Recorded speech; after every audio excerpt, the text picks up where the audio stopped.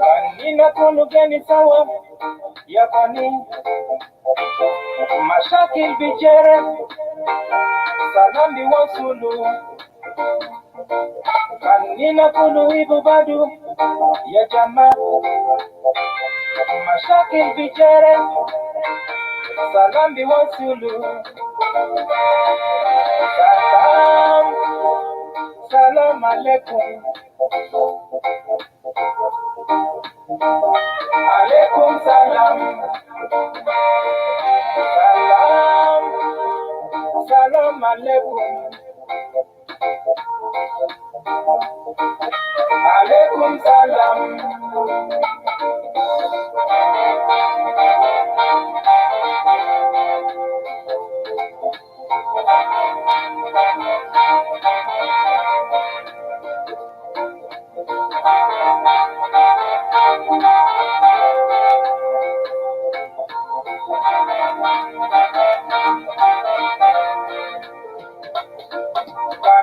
Mafipako salam dema binadi peti ya kwani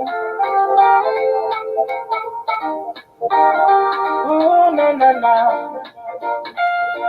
Kanbele mafipako salam dema binadi peti ya kwani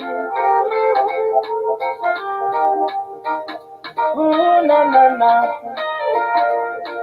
Kan shoko tatu mafipako salam dema binadi shoko ya kwani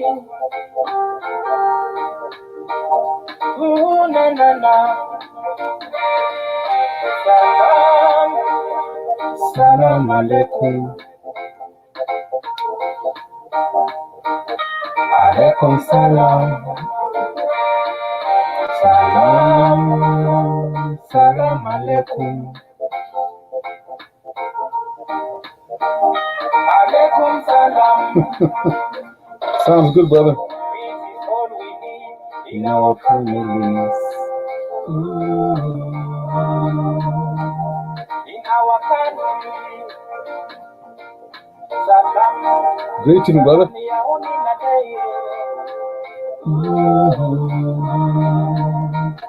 Video of Satan.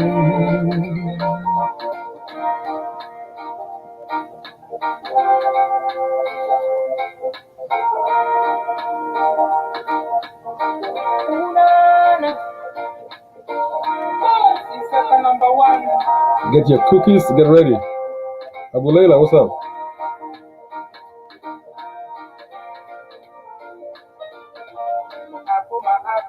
Ukeni sawa, ukeni sawa,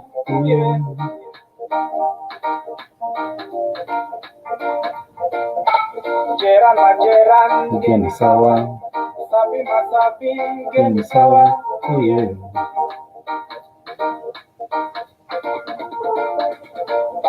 Gebila, ukeni sawa, bele, ukeni sawa,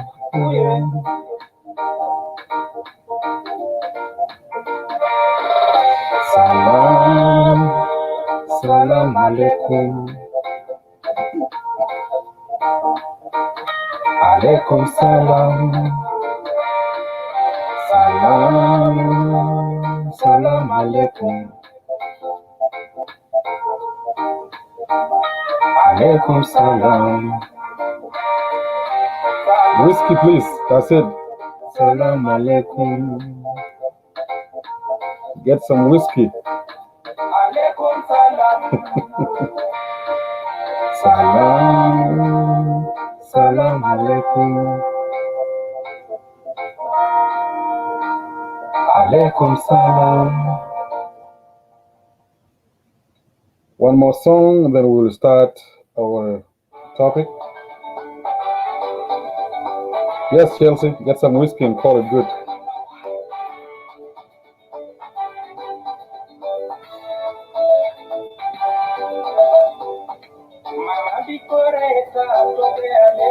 Or get some cookies. Don't forget the popcorn.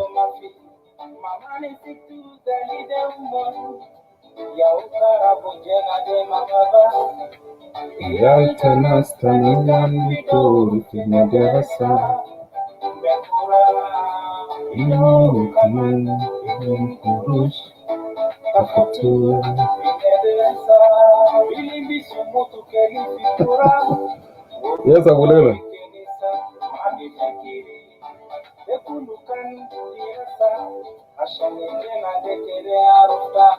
We will start after this song. Please go ahead, share it. Share it with friends and start inviting friends, please.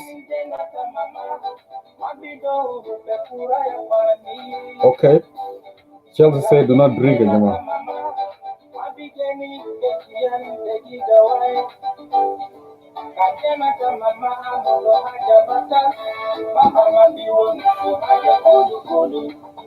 Oh, Chemeda Madalao. Oh, Chena Lazimi Adibo. Oh, Chemeda Madalao.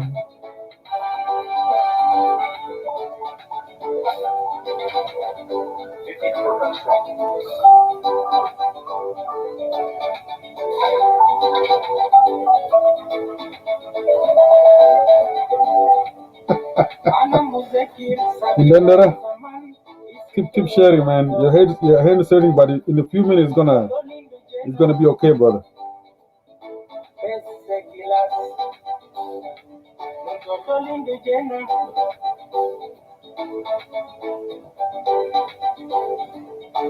Ese cora al fuego hena.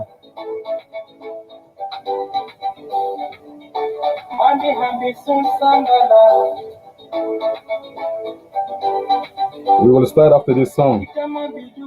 Yenata doldo, kanamulo batao.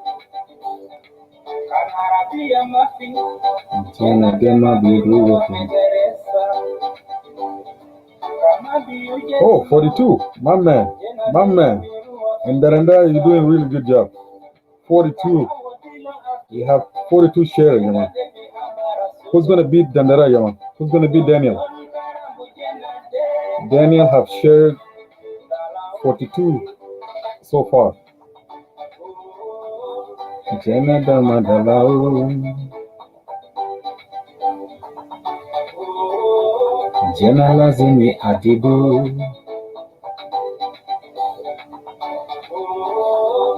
Jena Damadalao. You can make it 50. Make it 50. You make 42. I'm sure you can do 8 more. Then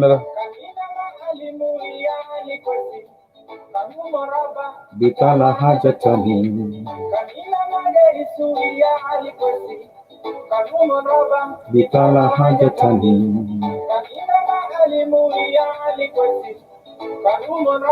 Bitala hajatani. Kusara dele iti mama. Kusara dele ita papa. Kusara dele ita mama. Kusara dele ita papa. Papa. Oh, Jemeda Madalao. Oh, Jena Lazimi Adibu.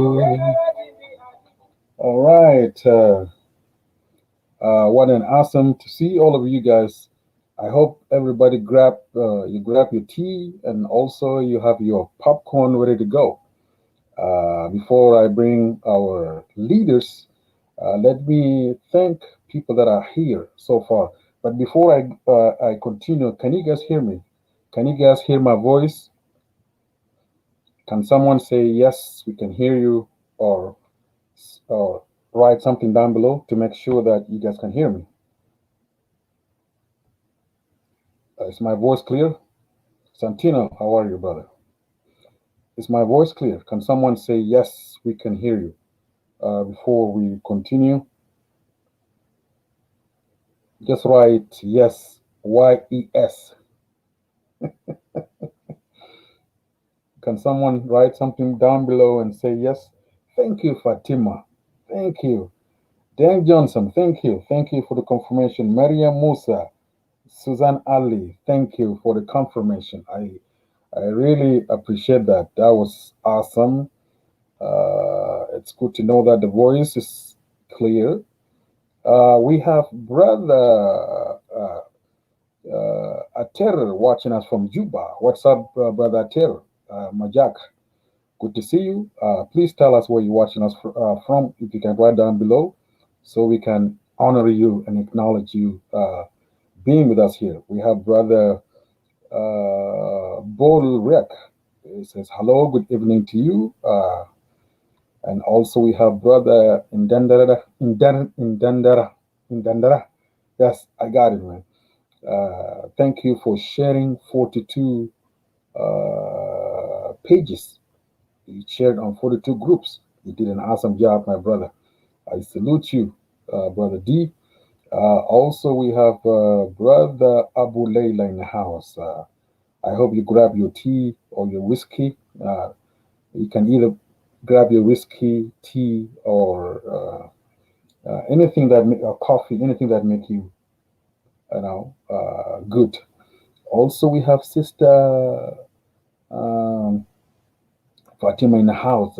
Good to see you, Sir Fatima. As you always come and contribute, it means a lot. And thank you, everybody, for being on time. Also, we have our Uncle John Guy in the house. He says, good morning and good evening to you, Guy Lam. Good evening to you as well. I salute you, Uncle, and thank you for coming in. Good to see you. Also, we have Brother Santino. Santino Majur. What's up, Santino? Good to see you. Good to see you, brother. And also here we have Brother Dan Johnson, all the way from Egypt. And that's Chelsea's husband. Good to see you, my brother. Good to see you. عندنا برضو مريم يوسف. Hello, Mariam. Good to see you, Mariam. Good to see you. مرحب بك. أنا ما أعرف من مصر أعتقد. Sister Susan Ali in the house. He said, how you doing, sister? Good to see you. Also, we have Brother Sabata in the house. Brother Sabata, welcome in the house. Good to see you as well. Jacqueline in the house. Good to see you. Mariam Yusuf, she said, watching us from Ottawa, Canada. Wow. Thank you, Canadian Way. Good to see you. Brother Morris in the house. What's up, Brother Morris? Hello to you, brother. Good to see you. Brother John, Brother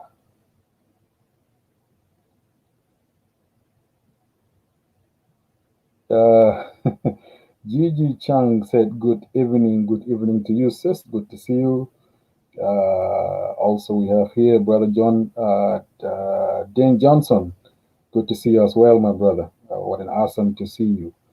We have 5 strong women that they're going to come and talk to us. And we want to know, what do they have for us? And everybody's ready for them. And we are so happy to welcome them so that they can come and give us what they have. I'm sure they have done their homework. I'm sure they're ready to go. So it's good to support our women, you know. Dan Johnson, Malwal, also supporting his lovely wife, waking up early in the morning from Egypt. This is a great work, my brother, and that's why it's very important for us to support our wives. It's very important. Husband, support your wife. Wife, support your husband in everything they do. This is very, very, very, very strong. And let's continue the spirit. This is the spirit of leadership. If your wife is a leader in the community, you have to do extra support to support your wife. And this is what we need. A woman cannot be successful in life without a strong husband. So it's very important to have a strong husband. to support your lovely wife. And then, oh, that's funny. Please continue sending likes. Continue, please, sending hearts so that we can have a strong video. It's very important so that way we don't have a attacker. Miriam, a lawyer, good to see you. Thank you for coming in. Let me drop the link so that they can come, and we'll do a lot of introduction when they come.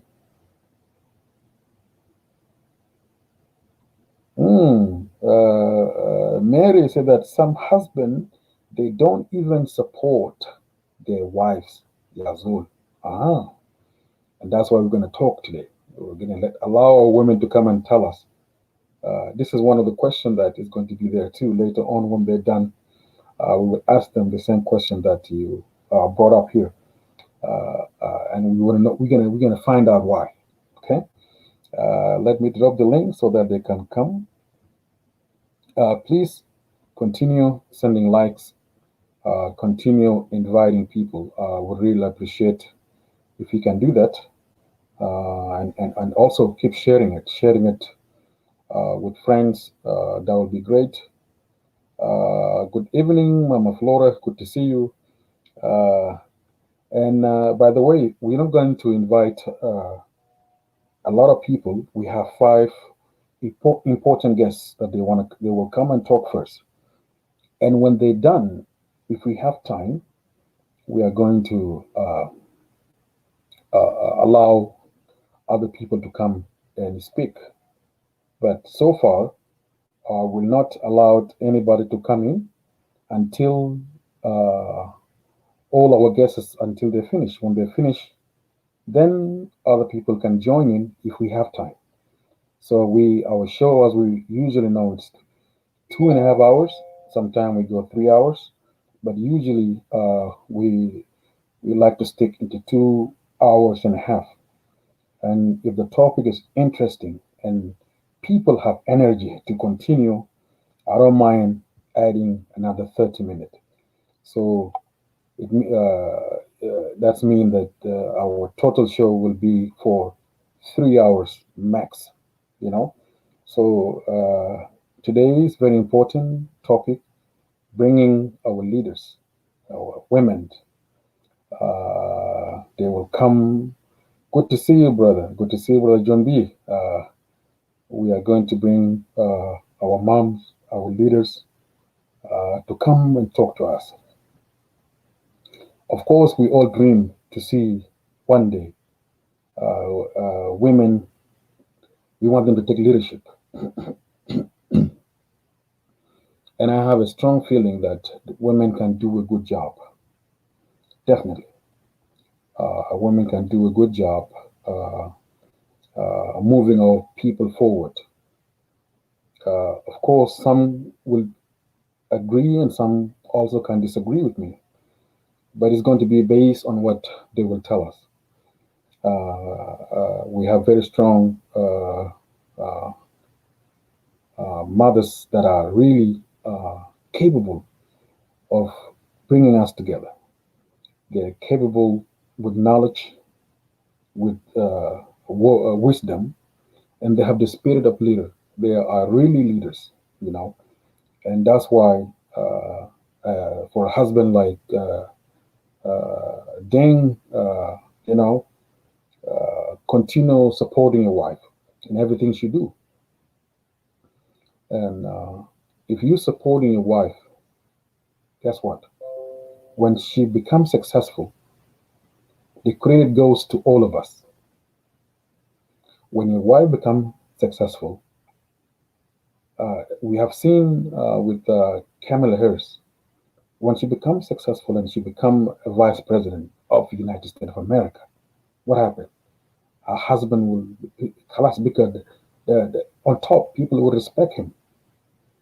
After Lucano Wogablikired, if he was nobody, but because of a woman, now he have a very strong title. So you never know what a woman can do tomorrow. Nobody know. Therefore, our wives, if they have the spirit of leadership, if they want to do something for our nations, let's all support them in everything they do. Business, if they are in politics, you know, let's support them. They will even feel proud when they see their husband is standing on their right hand. I will repeat, they will always feel excited. And you will see they will have energy when they see their husband in their right hand.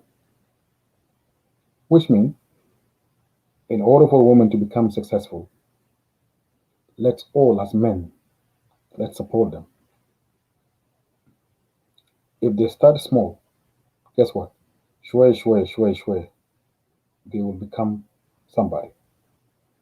Ashan Kida, I know that we have a lot of work to do, but let's start with our leaders today.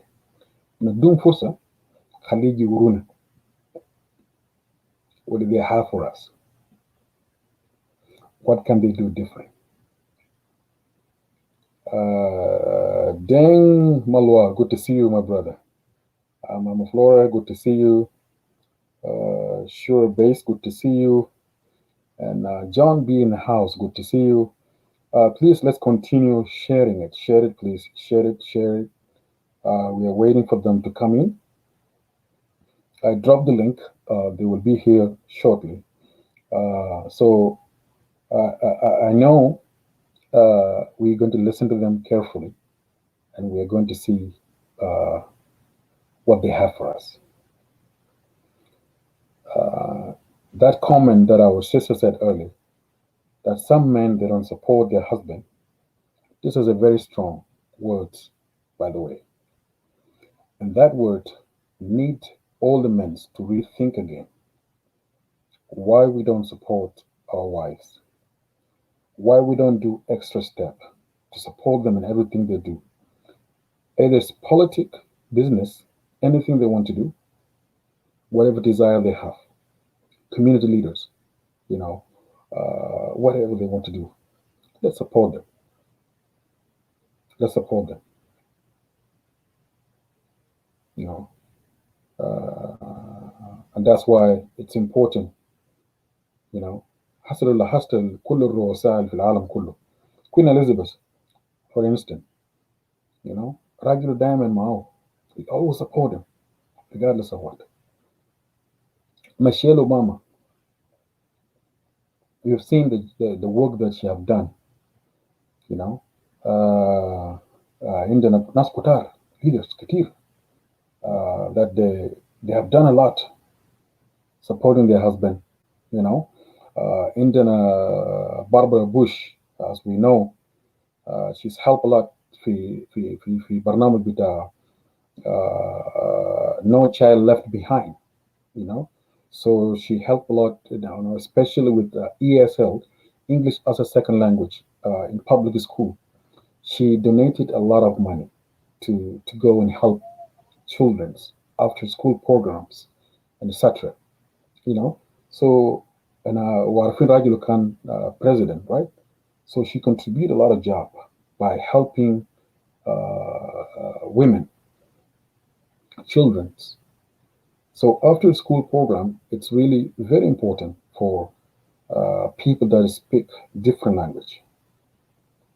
Those after school program, Jal Ashan Inno, we are allowing those women to come and contribute something. All right. So now we have Chelsea in the house. Hello, Sister Chelsea. Hello. Hello, how you doing? Good to see you. Good to see you. Thank you. Thank you so much. We are waiting for the rest of your colleagues. Hopefully they will come soon. We drop her. Brother Morris, we are gonna wait. We're not gonna invite anybody now until let them speak first, and then I will bring you after our guest. Thank you, my brother. I salute you, brother. I salute you. All right. Thank you so much, Brother Morris. I see him here, feedback, but we're gonna wait until they leave. يلا بقى كده ندي فرصة لهم. Okay, Chelsea, Hello. how are you? How are you? I am excellent. Uh, Fantastic. Thank Good to see you. you. Looking good as always. Thank you. And Thank you, thank my you for brother. making it. We're gonna wait for the rest, but we can start with you. لغاية ما الناس كلهم يجي. Please welcome. Thank you so much, and thank you for having me. And Hmm. I thanks your audience. And I know all of them, and most of the men, they came out with bullets, and they came out with AK-47. And Dirinda, I'm ready for that. Uh, a woman here to take her position by Yes. fire, not by force, Hmm. but by their capability and whatever they do excellently. Thank you so much for having me, Gailam. Thank you so much. Thank you. Chelsea, you are one of the leaders in our community. Please, we're really very excited to welcome you to this humble platform. Who's Chelsea? Can you tell us a little bit about yourself before we continue? Who is Chelsea? Yes. Chelsea is the second born of Amadeo Badal. Hmm. Yes, of course, they have been blessed by a woman like Amen. me, huh? Okay. uh, uh, a mother of three, two Hmm. handsome gentlemen, and one beautiful daughter of mine, my Wow. queen, happily married, uh, and all the blessing that comes, I do have them, and I'm very grateful and I'm very thankful. Wow. Hmm. Chelsea Badal is Hmm. Chelsea Badal is a very strong woman that cannot just slide and cannot just go like that. Why? Because I have a strong person that is not behind me or front me. He is Hmm. beside me and he is introducing me to the world as a great woman, as a woman can do a great things to this great nation and great community. And as you know, I don't want a woman only to be introduced as a mother because a woman is a woman. She can do a lot Hmm. more than a man can do, or she can do the best job. That's why we always cut into a prescription that they say woman is a helper. You don't go to someone is only when this person is capable. For Exactly. example, our teacher is our helper. So if you need help, go to women. If you need multiplication, go to women. Women of today is all over. And with Hmm. our statistic, we can take especially our nation and especially the whole country forward.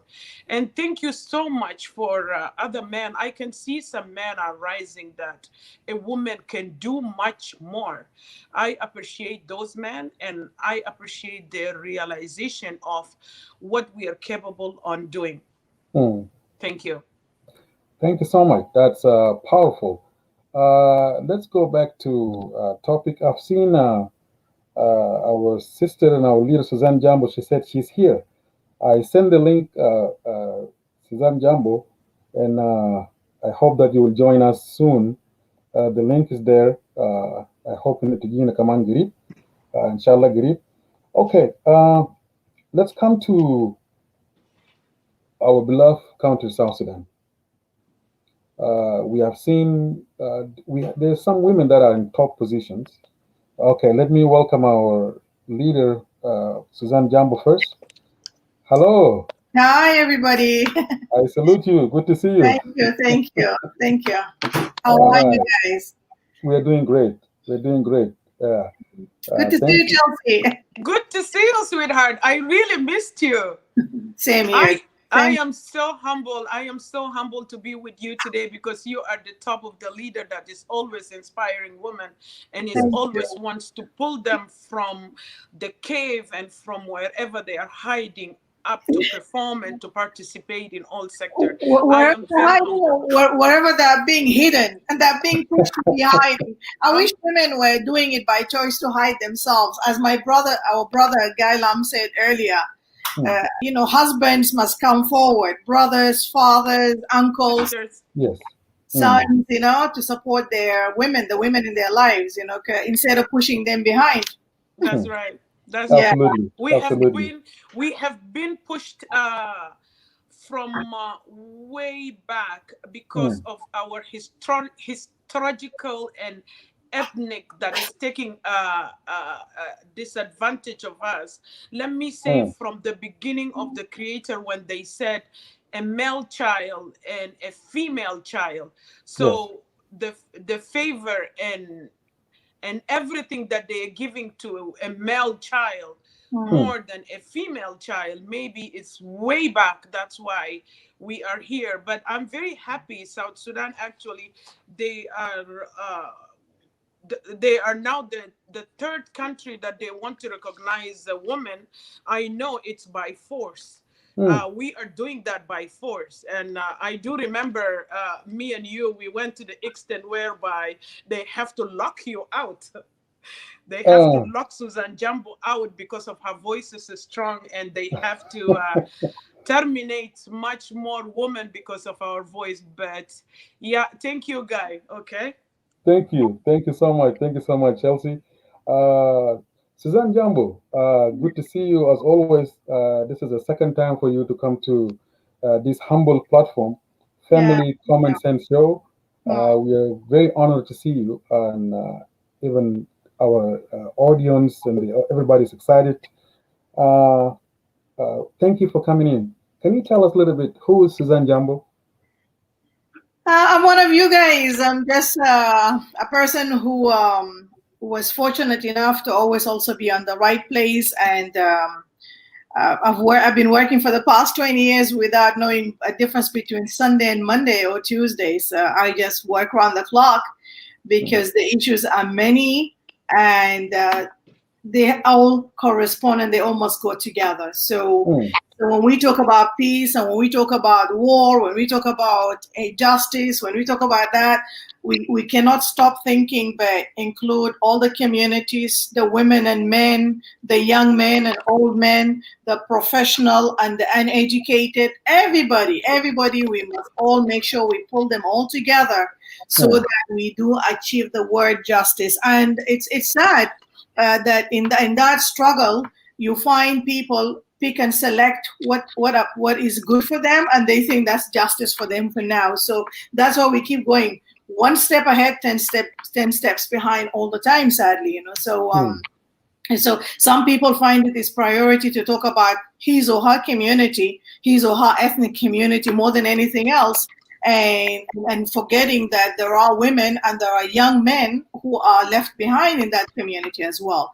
So there's so many issues and they're all related and connected. We cannot separate. So basically, my background is in law, as some of you may know. I studied law and I decided to go back to Africa because I was based in England, and I decided to go back to South Sudan to continue to begin to join hands with the people who are doing the great work way ahead, way before me. So at first I started working with UNICEF, with the UN, but I just couldn't fit in that box because that box said that they could only work in neutrality. And so South Sudan at that point, South Sudanese, we were being bombarded, killed, and tortured by North Sudan at the time. And UNICEF or the United Nations couldn't condemn it, because they have to show neutrality. And I am like, no, I can't be meeting with our communities all over South Sudan and hearing and seeing the pain that people were suffering from. And I cannot not report that violations took place by aerial bombardment or whatever from the North Sudan at the time. And so it became a problem. And then over time, I found myself in the struggle, within the struggle, as it were. And one thing led to another, from the peace talks in IGAD to around the world, and of course all over South Sudan. So there's no part, be it as far as small communities as Anuak, to Nuer, to Dinka, different sections of the Dinka, different sections of the Nuer, to all of Equatoria, and of course Western Bahra Ghazal. All those, I've been to all those places and sat under trees and with people, and I heard their stories. I heard their issues, and so always I accumulated the issues. Always I added onto the issues that I heard from a previous place. I added a new one, a new dimension. That's why I keep saying we cannot leave no one behind if we're to achieve justice in South Sudan. Everybody must be addressed. Everybody's issues must be addressed so that we all utilize our resources as well as a people to build that nation into a nation. So when I talk about women, when I talk about children, it's because these are the most marginalized and oppressed of all within every community. There's no community in South Sudan that the women and children and the youth would say we are equal to men who are grown up. There's no way. There is no society in South Sudan that enjoys that. That's why we have that common denominator in every community in South Sudan. And that's why I keep appealing to my sisters and mothers and aunties, let us stop the ethnic barriers and political affiliation and look into the mother, into the woman and the children and the young people issues. Because we are victims in every society that is in South Sudan. All of us, women, youth, and children. So that's where I come from. So, and I'm a full-time politician at the moment, working on a lot of issues. Of course, there's the political party steps, but political parties are only a tool for me. It's not the issues are the ones that matter. The people are the ones that matter the most. So, in a nutshell, that's what I do. And I see our sister Flora. See her. Yes. Yeah, I don't want to. Let me listen as well to everybody. Thank you so much, Honorable Sister, our mom and our sister Suzanne Jambo. We are so honored and happy to see you. We have our sister Flora. How are you, Flora? Can you hear us? Hot. I'm fine, thank you. All right. Welcome. Good to see you. And can you tell us a little bit about yourself? Who's Flora Naruka? Thank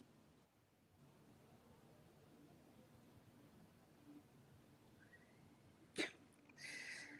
Flora Naruka is a mother of 5. Okay. She lived in Winnipeg, Manitoba. Can you guys hear me? Yes. Yeah. So I live in Manitoba. I've been here for almost like 2 years in Winnipeg. So because of I'm being a mother and a father in the same time, I can call myself Ana Rajil and Mara in the same time. So I've been a single mother since 2003. So there's nothing that I cannot do that men do.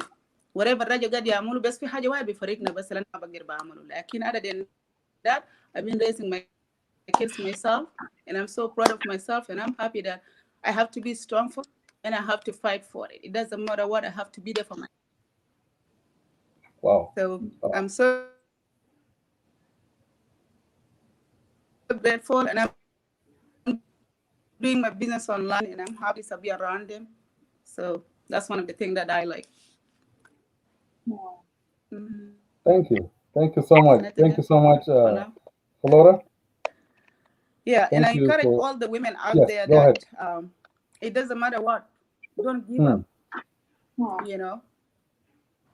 خلينا سؤال ما يقوموا مثلا يقولوا خلاص انا مثلا قبل قاعدين تتكلم انت تتكلم كان موضوع انه مثلا راجل يساعد مرة. Yes, what about somebody like me لو راجل ما في جنبك ممكن yeah. Go ahead. Thank you so much, sister. Okay, now let's start our topic. نبدأ لأنه قالوا في احترام بنبدأ بزول كبير يلا بعد كده الناس الصغير مش. This is our culture. So we will start with the Honorable Suzanne Jambo. we'll give you 15 minutes. I will time Zamanna 15 minutes each, and then later on we'll go back to questions. Okay? That way الناس كله يكون عندهم فرص ويقدر يتكلموا freely.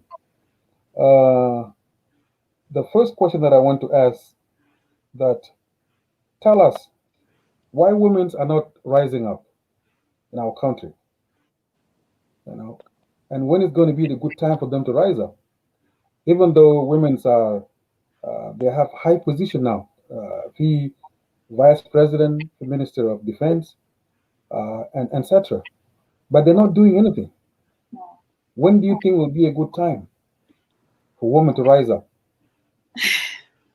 The good time is any time, is now, anytime, and must be now. But I will answer you in three ways. One is the majority of our women, like we said earlier on, are under men, be it in the house, married to men, be it in father's home, be it there's male siblings. So how hard she tries, for as long as she's under men, how hard she tries, it's very, very hard for her to shine and to be seen as her own person. And that's the majority of women. I'm talking about at least 60 to 80% of the women are either married or in their father's home, and so forth and so on. So this is the majority.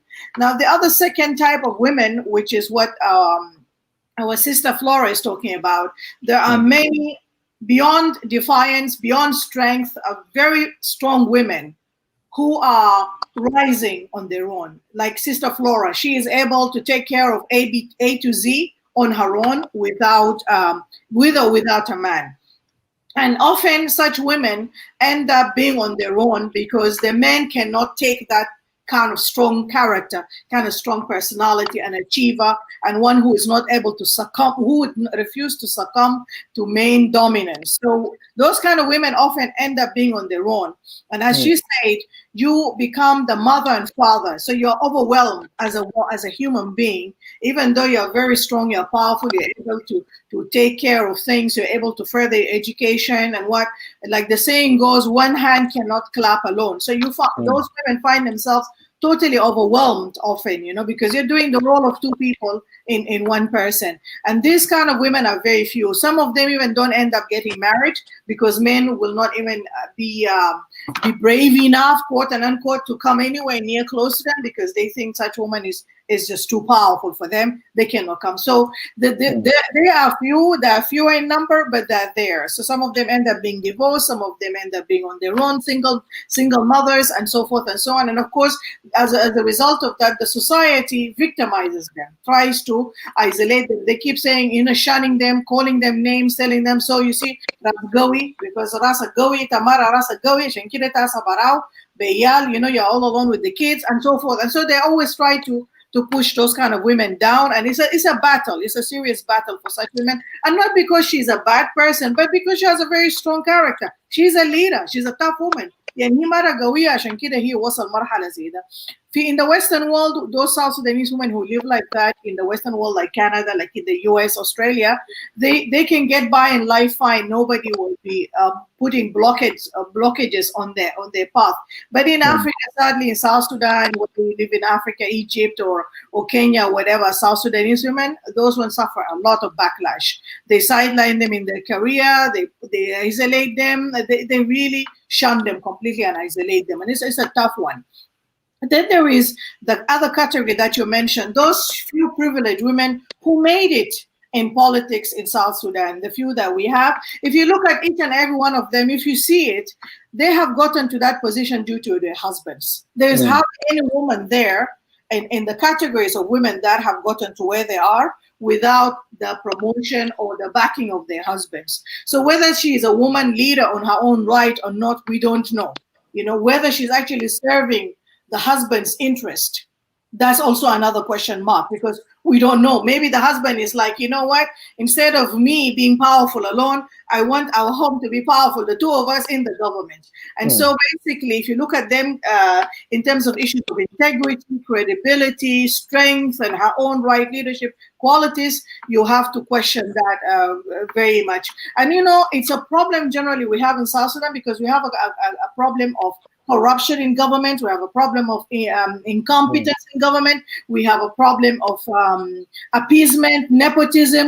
So it's not only women who get appointed, wives of certain men who get to get appointed into certain powerful positions, but it's also brothers and cousins and siblings of those powerful male leaders who make sure that their own are in government. So honestly speaking, the issue of credibility, issue of integrity, issue of competence of those women become as bad as those men who are appointing them. So they carry the same kind of baggage of what, that's why that you don't see them, those women walking with other women, helping other women to come up, grooming other women, grooming other young men and women. That's what we notice, very little leadership or impact, as you say, that they're doing, because what they're doing is they're complementing what the corrupt men who appointed them into those positions are. So that's what they're doing basically. So this is the three factors, you know, majority of women are under men, be it father, husband, brothers, or whatever. That's why women can't rise. They're being pushed down all the time. And other second majority, small majority, is single mothers. يعني أمهات البرام ما عندهم رجال، والسبب اللي هم بقوا برام بدون رجال لأنه الرجال ديل ما قدروا يستحملوا هو الشخصين بتاع نسوان ديل، فسابوا نسوان ديل مشوا ورا نسوان تانيين. فذاتس واي وبكون مسؤولية كبير في راسها، يعني هي برا يعني بقى أم وأبو، فمسؤولية كبيرة في راسه. وبعدين سوسايتي المجتمع بتاعنا كل يوم بيشتم فوقه، قال انت ما راسك، انت ما مسجمان، انت ما كويس، انت كان ناجح في حياتك ما كان بيكون عندك راجل وكلامات كده. ف always putting her down, sidelining her حتى في البيزنس وين. لكن في استراليا في امريكا وكده دول هم بينجحوا، بيحاولوا يعني يلعبوا رول بتاع mother and father, and they do very well. And then we have the smaller category, the last category, women leaders, the one you mentioned. يعني اللي هم في حكومه عشان رجالهم يودوهم هناك، كان ده راجل بتاعك ولا ده اخو بتاعك ولا ده انكل بتاعك ويا اخوتي هناك، يعني سو خدتك بسبب بتاعه، انت ما اشتغل الانترست بتاعه ذاته، لانه الحكومه بتاعنا في الجنوب جنرالي كورابت، حكومه فاسد، يعني ما بيهمه. وبعدين عندهم حكايه قبليه وحكايه اسمه شنو نيبوتيزم اللي هو فيفورتيزم، انت بتجيب زول قريبك في حكومه بدل تجيب الزول المناسب في مكان مناسب. فطبعا هم دارين يسرقوا، فانت لما تسرق من بيت واحد انتوا تكونوا اثنين بارتنرز في حكومه تسرقوا، ده احسن، ده ابو السرقه يعني ده ابو whatever, you know what I'm saying. So basically that's the sad thing. عشان كده النسوان ديل كثير منهم انت لو لاحظت اللي وصلوا مراحل كويسه كده، انظر لاي راجل بتومن واحد فوق في حاجه وراه. حتى عندنا ماما نياندين مثلا، هي وصلت المنصب بتاعه ده عشان دكتور جون جارن، ما عشان هي خدمت ولا عملت حاجات في ذات نفسه ولا عنده مؤهلات وكومبتنس. انت بتمشي يعني تشوف الحاجات دي كلها all this يعني and that is generic you know until ان احنا حكومه بتاعنا الفاسد ده يمشي، حتى بعد ذاك ان احنا نشوف منو الناس الفعلا رجال ونسوان وشباب الكومبتنت اللي هم اللي بيقدروا يمسكوا الحكومه. بعدين بعد ذاك ان احنا نشوف حاجات ذاك التغييرات اللي ممكن يحصل. ف I hope I fitted within my 15 minutes. You still have 7 minutes. Oh really? Maybe I talk too fast. Yeah, so basically يعني I can just add in quickly. The only way to go about this, بالذات النسوان, my message is to those women, especially who are in the diaspora. النسوان في diaspora, please don't waste any time not using your time usefully. إنتكم في diaspora ديل عندكم فرصة بتاع قراية، حتى لو online studies، حتى لو online business. يعني try your best to utilize opportunities لانه في واي فاي وانترنت وحاجات زي كده. And then you can set up also small community organizations back home, help your sisters, help your daughters back home to come up as well. So فرصه بتاعكم اللي انتوا في diaspora ده كويس. يعني انا عارف انتوا مشغولين، مره يعني شغال بابا وماما في نفس الوقت، but even you can spare like dedicate, let's say 1 hour a day. I want to dedicate time to do something back to our sisters and daughters back in South Sudan. عندنا نساوين كتير في refugee camps، بنات كتير في refugee camps، يعني حتى ما عندهم simple things like sanitary towels، يعني ما عندهم عادات بتاع دورة شهرية. فده انتوا كيف تتعاونوا مع منظمات او الناس الشغالين هناك، how you can donate حاجة بسيطة. نلم نفسنا بنات النسوان بتاع القاعدين في diaspora القاعدين، those women who South Sudanese women who are in the diaspora, come together in WhatsApp group, in messenger groups, What can we do together as mothers, as sisters, together in the diaspora to help our daughters and women back in South Sudan? Because, you know, when those women, those especially when those girls don't have those kind of things, they cannot go to school, you know, back home, you know, or in refugee camps. It really can, that you think it's a simple thing, sanitary towel and the hajj basit, but really it can make a girl not go to school because of those conditions, you know, and it's tough. I mean, where the people cannot even get a glass of water. Exactly. Do you think they can go and buy sanitary towels? Of course not. You know, conditions are hard. But there are so many ways. The thing is, as sisters, as mothers, as women together, we must be each other's keepers. We must come together. And there we can exchange ideas and come up with ways how we can help our women back home, even if it's 1 hour a day of dedication or even half hour to check what can be done and what we can do that, you know, just to alleviate the conditions. And I'm aware of some of our sisters are doing good job.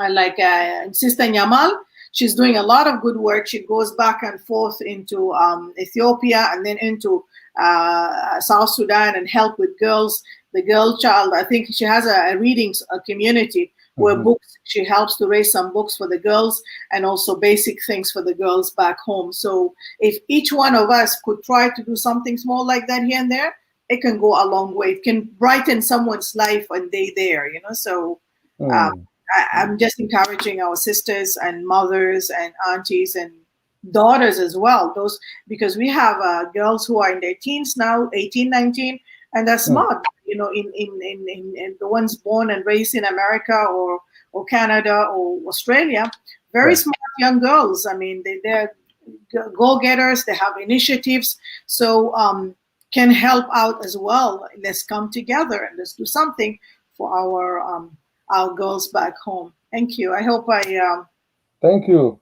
Yeah. You did it in 11 minutes. So now let's change it to 10 minutes. Low 15 minutes, Katir. I will change it to 10 minutes. Yeah, I think so, because I seem to have talked forever. Oh, Lord. Honorable Suzanne Jambo, you have talked and touched really important points, really, especially educations. People sometimes we rely on just going to work when it's our income. We forget about educations, even though we have the biggest opportunity in diaspora. You know, you can take online classes, ESL. You know, for example, Basid, you will not even feel it. You already get your bachelor degree, or even associate degree, better than nothing. You know. Now let's move to our sister Chelsea. All right.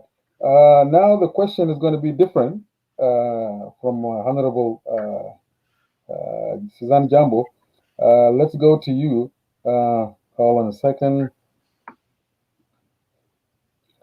The question that I want to ask you, Honorable, our sister Chelsea, all right?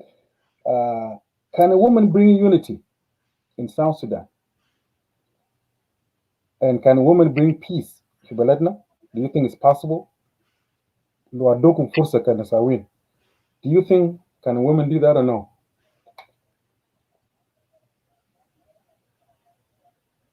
Oh, sorry. Let me unmute you. Sorry. Go ahead. Sorry. Welcome. Thank you for the question. It's very, very important question at this moment because we are all looking for peace, and we are all looking for conducive environment to move ahead.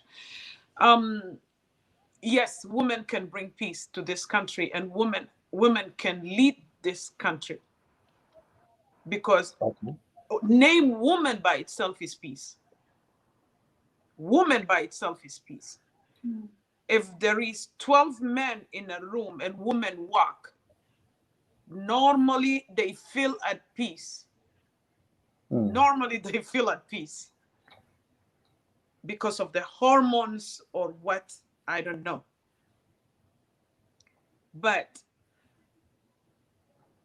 let's look at our environment as South Sudan, or let's look at our men. شخصية بتاعت الرجل السوداني هو أصلا ولا شخصية بتاعت راجل بتاعت جنوب السودان أصلا شخصيته most of them 85% شخصية نرجسي. Most of them they want to suppress this woman regardless of what. وده شخصيات اللي بيتعاملوا مع مرأة كأنها هي object. They can degrade her in many ways. Sexual harassment, sexual abuse. They put a woman without value. And they always looked at something that is between her legs so that I can promote her or I can put. Sorry to say. Yes, there is a lot of corruption that is happening, but most of the time our men, if they can just reshape themselves and educate themselves that the woman has power and potential, equally potential like them, we can move mountains. Let me not go all the way if a woman can bring peace or not.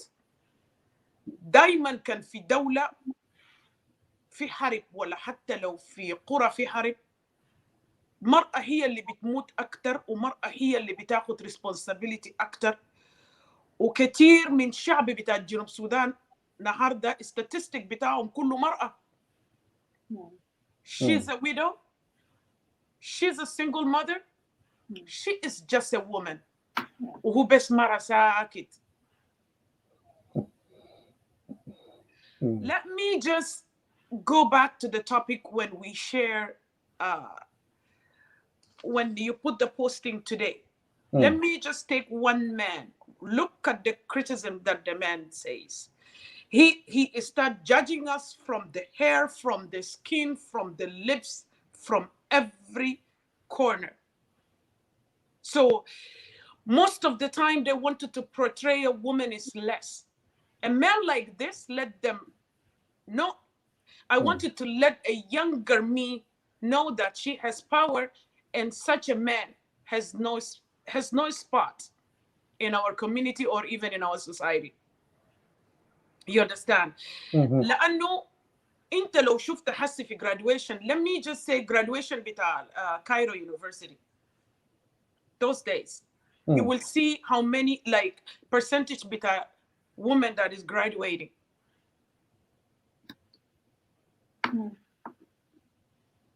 في political arena, they feel intimidated. معلش في ممكن جزء منهم ما يتفقوا معي يقولوا لا نحن اصلا عايزين مرأة هي تقود وتليد لكن she is incompetent for example ولا she is inadequate ما عندها راجل واصلا هي منو بيشوفوا اصلا هي منو. You understand? في انه لو في راجل جاء ووقف كل الرجال دول بيكونوا في سايد معه. Can women bring peace? Yes, we can bring peace. We can bring peace. Because naturally في South Sudan مرأة ممكن تزوج من كل قبائل. ده في حد ذاته peace. I have kids by Dinka. My other sister Nuer. My other sister Fertit. They are all cousin. That's peace. That's peace that we are looking for. That's peace. So peace in South Sudan will be achieved only if there is rules and if those men respect us. And if there is constitution to back up women 100%, then that will be peace in that Sudan. Go ahead. Wow. That's powerful. Let me see. You still have 5 minutes. Lakin, I will ask another question since you still have 5 more minutes. Give me a second. Let me go back here.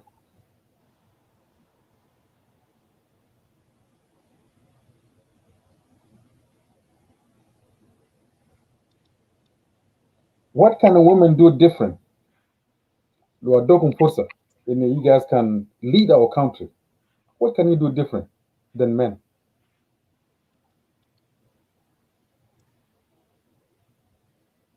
if today they said Chelsea to be a president of South Sudan, yes, first of all, I will look at our educational system. لما كنا في السودان كان في التربية والتعليم. في جنوب السودان بس بقى التعليم، ما أعرف التربية وين. With whatever that is happening في South Sudan اليوم, let me say the nation are all corrupt. We are all corrupt. We are all ماشيين في طريقة بتاعت قبلية، ماشيين في طريقة بتاعت الانتهازية، ماشيين في طريقة ما كويس. في حاجات كتير في جنوب السودان ممكن يتغير، وإلا لو في سلام ولو كل راجل recognize إنه he need not to be front or at the back of the man, besides to respect that woman. For example, لو في constitution to back up Susan Jambo to be a president, who am I as a man to come and degrade her or put her down just because she's a woman? If there is rules of laws in our country, if we change our behavior, because nowadays it's not only politics, it's changing our behavior towards ourselves is very important.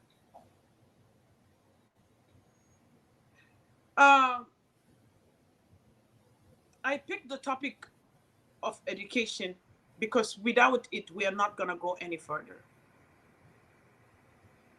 وespecially لكل مرأة في جنوب السودان ولا لكل طفلة في جنوب السودان ما عندها حق. انت شايف انه بقت تتزوج من سن 11 وبقت تلدي في سن 12. انت شايف انه كل الجنرالات خلاص السن الزينة هم ما عايزين. عشان انا النهارده اكون في بوزيشن لازم اجيب لهم بيت عمرها 15 عمرها 13 لانه خلاص. طيب معناه اصلا الراجل قاعد يدمر جنريشن بتاعتي وجنريشن to come.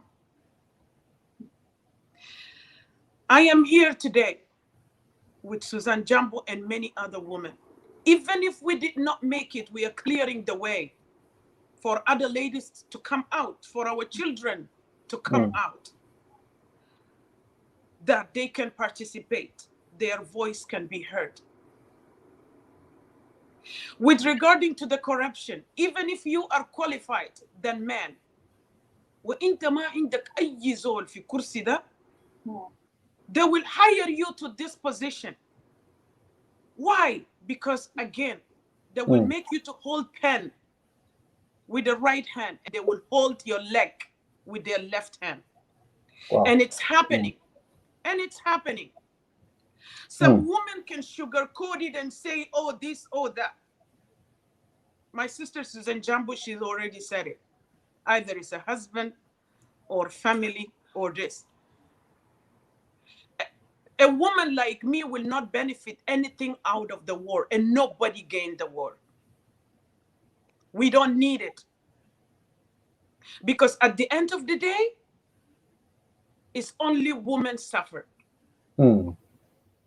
And if you did not step beside us, we are just going to be crying like this until the day. And each and every man, they need to know.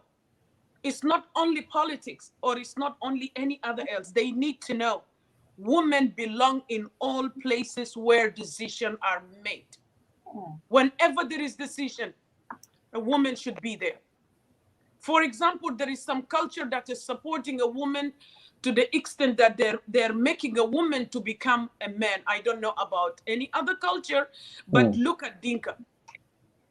Sometimes لو في عندهم مرأة ذاته قاعدة في البيت ولا عمتهم قاعدة في البيت بطريقة إنه هي ممكن تيجي تقعد to participate in any decision and in any conversation in their culture. If we can move that a little bit, that women can take all this decision, that will be very great. And we can go at peace. Guy Lam, if you cannot support me today and say Chelsea can deliver, and if you did so, if you support me today, you support Faith, Hope, my daughter, and each and everyone, because you have a daughter that you wanted to see the greatness out of her. Right. You know, and a woman can bend, but she cannot break. Look at the amount of a man that is in the position and they're corrupting that country. And look at the woman, if they put her in that position, will you see more corruption? You will not see more corruption. Women have been putting in the places just because of the percentage or because of the constitution say so. Susan Jambo, look at our health today. And why that Minister of Health is there, she cannot even, sorry to say, I am not degrading her. They just put her there for a reason. So we need to focus and we need to look. Women out there, you guys go and grab it. Go and grab that education. Go grab it, because the country, men are not doing enough. They are not protecting us enough so that we can sleep.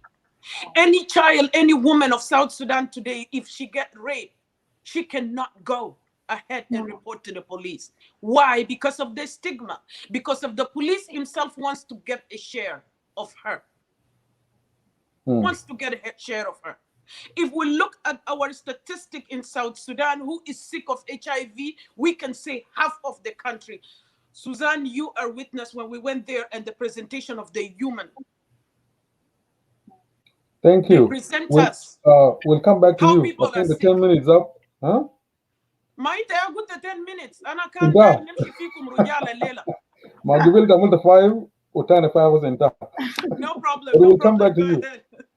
Let's go to Sister Naruka, Flora.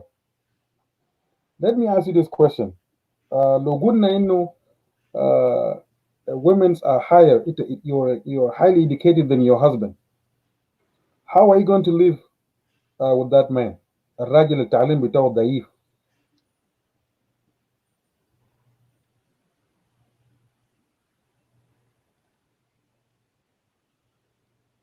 Did you hear? We can't hear you. Telephone is frozen. Can you hear us, Flora? I think her network. I think we lost her network. Okay. Okay. Let's go to Honorable Suzanne Jambo. Can you answer this question? If you're highly educated than your husband, how are you going to live with such a man? It's simple. It's simple. Education to me is an awareness, is a level of enlightenment that makes a person not to become boastful, but actually to become more real, become a real person.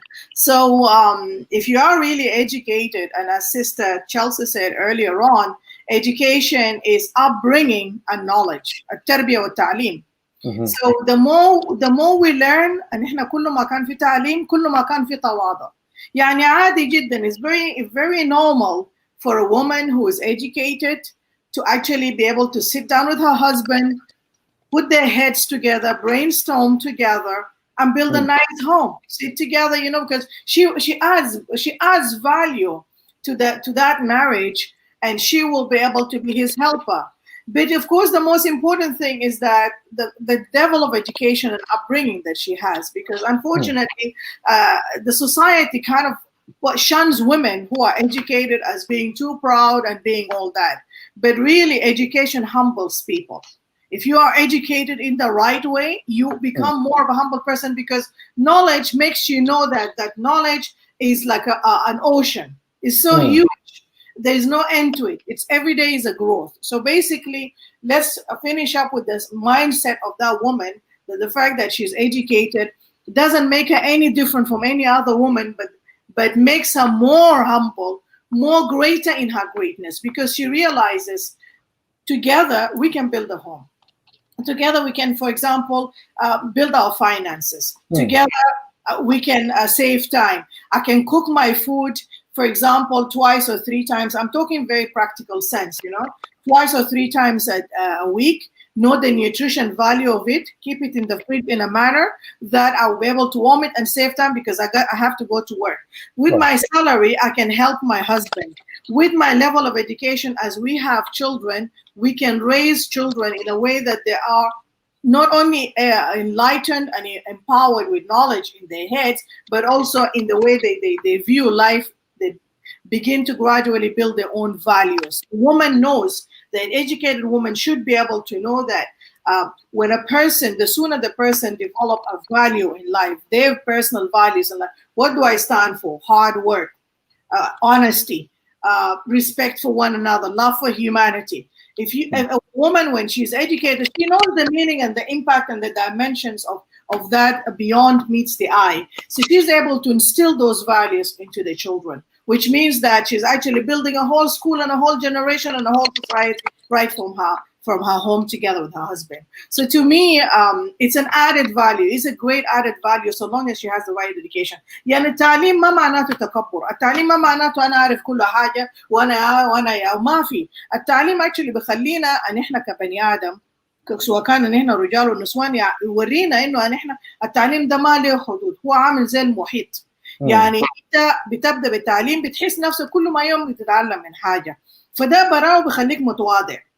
بخليك تعرف يعني مثلا في التعليم في شنو نحن بنعرفه نحن بندرس عن الجغرافيا بنعرف إن جنوب السودان ده ما بس قريتي أنا من مندرة بعرف طوال التعليم بوريني إنه قرية الدنيا ده ما بس قرية بتاعي فيلج بتاعي مندرة بوريني إنه في قرية في محلات تانية اسمه راجع في محلات تانية اسمه محلات بتاع لوتوكو في محلات بتاع نوير في محلات بيعلمني ده التعليم بديني معلومات بخليني أنا أقدر مع راجلي نتفاهموا لما يكون عندنا عيال اننا نربي عيالنا على التولرنس فور اكزامبل نربي عيالنا ان اي عيال انتوا ما تفكروا نفسكم عشان انا بس انا مرور راجل تاني مرور مثلا معناته ده هو الناس الاحسن شيء في الدنيا وما في زول تاني لا بيعلمنا انه نوري للعيال معناته تولرنس تستحمل وتتقبل القبائل الثانيه الثقافات الثانيه. نفس الحاجه في القروش كيف انت تحفظ القروش مثلا حقك لكن حق زول تاني ما تسرقه.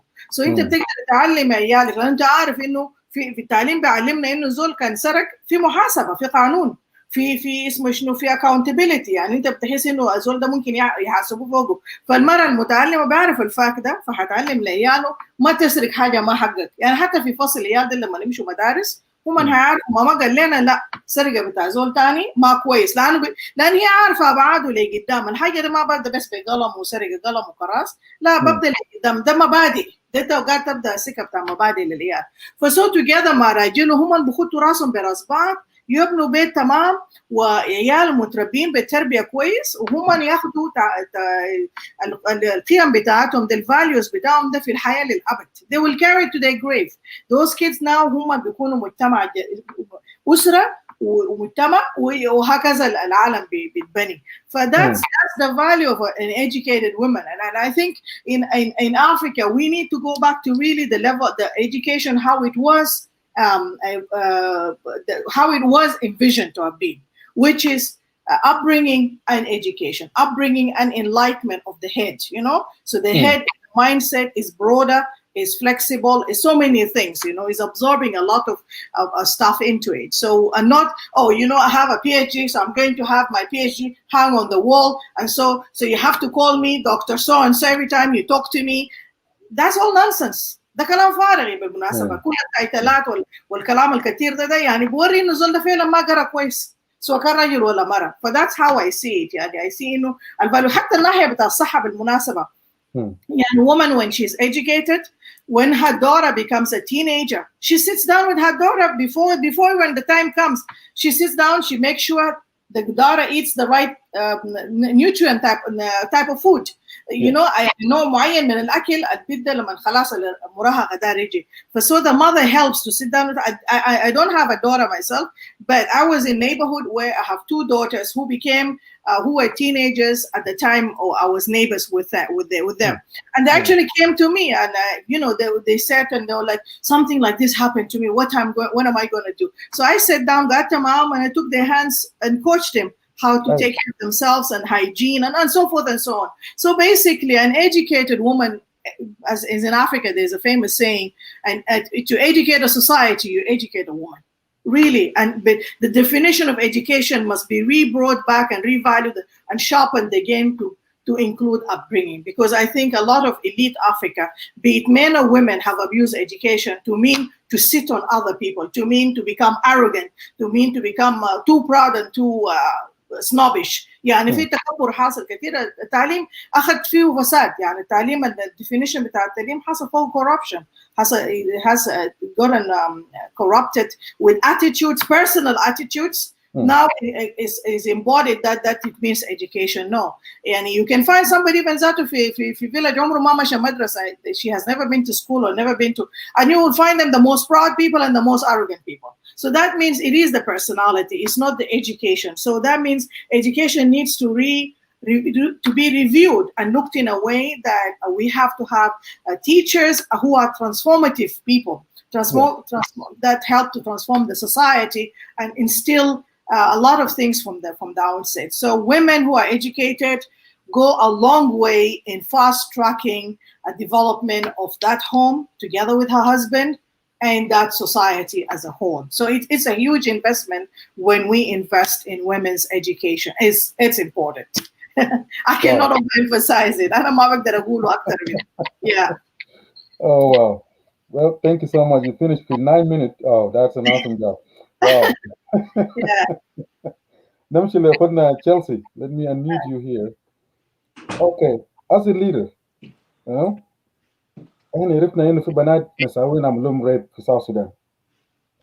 what have you done different? Did you talk on their behalf? Did you advocate on their behalf as a leader? Back in 2013 all the way until now. Can you tell us a little bit? What have you done as a leader? Yes, I have done. I have advocated for them. I have advocated for child abuse and everything that was concerned women and children. Because during 2013, I was with your brother. Is it a younger brother or older brother? I'm not sure. Younger brother, Chol. He's my younger brother. Yeah, Chol. I have been with Chol, actually, a nice guy that he's well-oriented and he always loved a woman to walk with pride and dignity and all this. I find in him. Yes, when I was in Juba, I am not sure. It's 2014. Let me be precisely.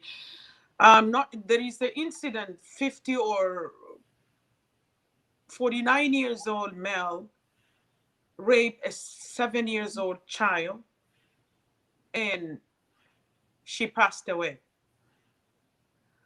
وأنا بتذكر الكلام ده إنه كان نسوان ديل كلهم لموا كده وقدموا الورقة على أساس إنهم هم عايزين يطلعوا شارع مظاهرات. أنا بتذكر ولغادي جونا ما متأكدة ده سيني جوبا where the governor middle that intersection.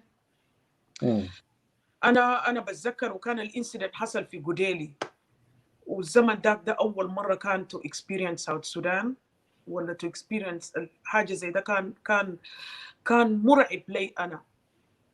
شخصية راجل ده والبيت الصغير ده وأم وكده.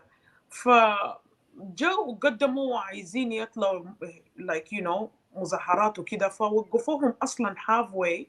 فجاء كلموهم عديل كده إنه في جنوب السودان ما في أي عوامل ولا في كوادر. لو في أي مظاهرات عندنا هم بيقولوا لكم عديل عندنا طلقة حي. ما في أي حاجة زي ما بيقولوا قنبلة شطة ولا موية سخنة ولا شنو زي كأنه مظاهرات اللي كان هنا وإكسبيرينس في خرطوم. بتذكر إنه السنتنس كان يعني أنا ممكن أقول إنه it wasn't enough. It wasn't enough. It wasn't enough. And after that it followed by واحد راجل برضو في واحد من مدن بتاعت إكواتوريا. He raped a child برضو. فاتحكم عليه والزمن ده كان equivalent ب $200. either هو يدفع $200 equivalent ولا يخش في حراسة لمدة 6 شهور. واو. وكان سلطان هو كان بيحكم الكلام ده والراجل دفع 250 and he get away with it. And it was في newspaper. All of the sudden we are checking. My husband is like, and read this one. يعني في حاجات كان كتير بيأثر علي هو يعني بطريقة maybe because I'm coming from here there and I'm experiencing it. فأنا جيت بتساءل ليه رجل بتاع جنوب السودان بقى من غير ضمير؟ يعني الراجل بتاع الليلة بقى من غير ضمير لغاية ما يمشي لطفل صغير. أيوة إحنا ممكن نقول إنه there is some mental problem. لكن ما كلهم has those mental problem. رجل في حد ذاته عنده غريزة بتاع البت الصغيرة ولو كمل قصة غريزة البت الصغيرة بعد كده اتوطى لدرجة إنه بقى للشافعة الصغيرة. And if you look at our constitution today, it's just 3 lines in the articles. When are we going to make this constitution volume على أساس إنه إحنا نحمي كل طفل في جنوب السودان? Not yet. أي بنت الليلة بيحصل لها rape. That's why I watch out some ladies they're advocating for a woman to be a judge, a woman to be a lawyer, just to be specific in those cases, so they can listen to them. Rape in South Sudan is like شيل كوباية وأغرف من زيرو أشرب. دي الدرجة بتاعت corruption. هل الريب ده بعد ما يتم ريب هل بيجب تثقيف صحي العادية؟ المرأة بتجي في مستشفى يكشفوا لها HIV بعد كده في some treatment to stop the virus and is there medication enough؟ وهل بيستقبلوها هناك على أساس إنه هي اغتصبت ولا بيستقبلوها هناك حتى لو في مستشفى بيستقبلوها على أساس إنه أسد لكن ما يتجا متأخر. ولما تمشي في أي مكان بتاعت شرطة هي تعتبر إنه إنت متأكد إنت كان ما دير؟ ده أول سؤال. And the trauma behind that and the abuser. So most of our women these days, older or younger, لو سمعوا story بتاعت واحدة حصل لها حاجة فلان عشان they stigma around it. They don't go. They bury them themselves. And to tell you something, my brother Guy Lam, rape is hard. You cannot be in that woman's shoes and how she will carry herself for the rest of her life. And imagine, everything in my country became normal. Even national security, they start naming natural security. Oh, how? When we say sky is blue and grass is green, that means we need to go out to breathe and get the fresh air. But the place that they abuse men sexually and they beat men, they call it blue house. Everything that is not normal in a human being, they put it as normal. Even today, a child or a woman is being sexually abused. They start taking it as normal. This is what they do to us. They normalize it. Our government normalize any man to come close to school and pick up our young girls because of school fees, because of food, because they wanted to dress better. Let me not just only talk about girls. I heard now in South Sudan, our problem are going to be deeper and going to be more because of the homosexuality that is happening now. I don't know whether, Susan, you heard it or you did not. It's a lot. It's a lot now. Undercover gays are there. Wow. We are going to face more problem than we are already facing. Health, education, sexuality.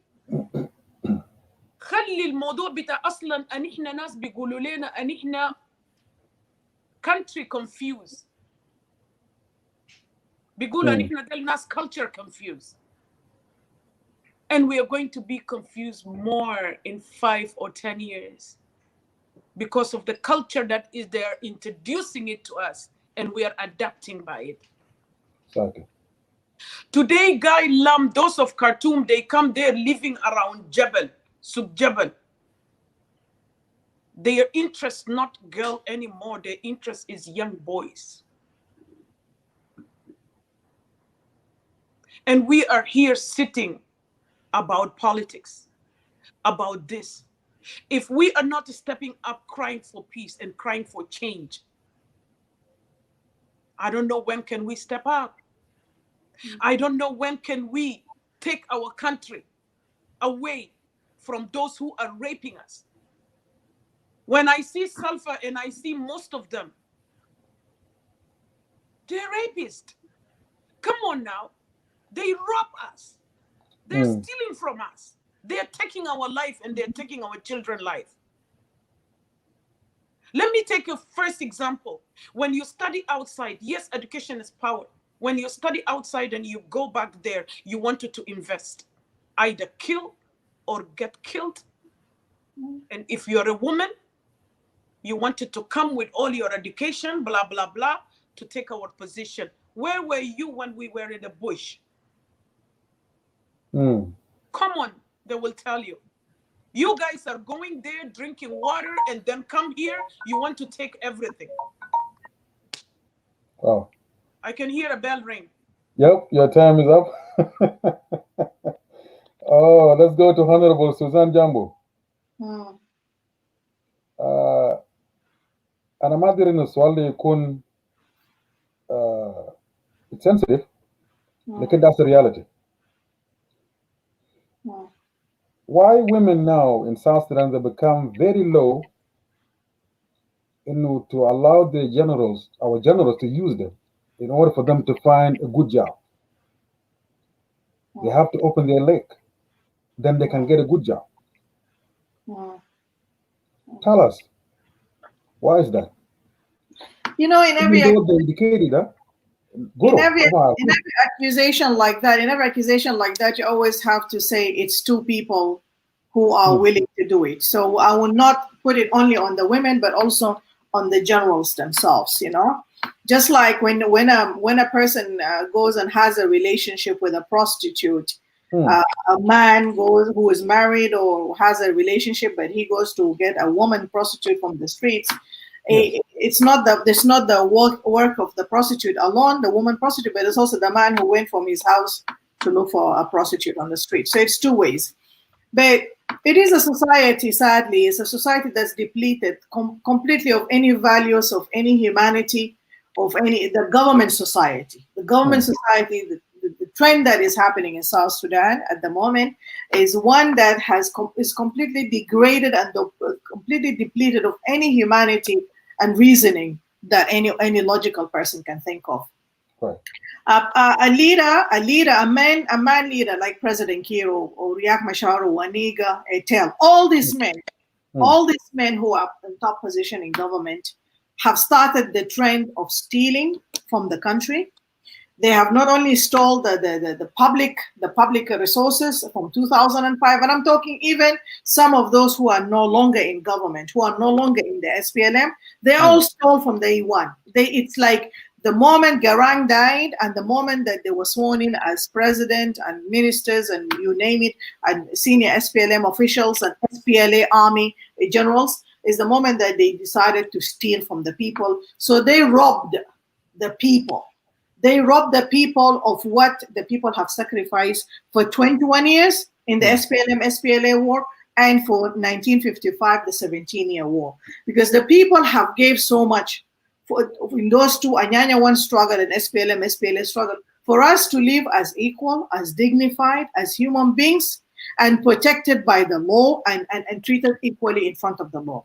So as soon as we gain our peace agreement, CPA, and our independence in 2011, sadly, the leaders of the day in SPLM, in the army, the generals, all of them decided to rob South Sudan, which, as Sister Chelsea was saying, when you rob in broad daylight, it's raping. They raped the nation of South Sudan of everything. So, you know, now when there is no accountability for public action, you do as you wish. I mean, a whole $100 million disappear from your docket as a minister or as a president, like President Kiir. How many millions and millions of dollars have been stolen from his office?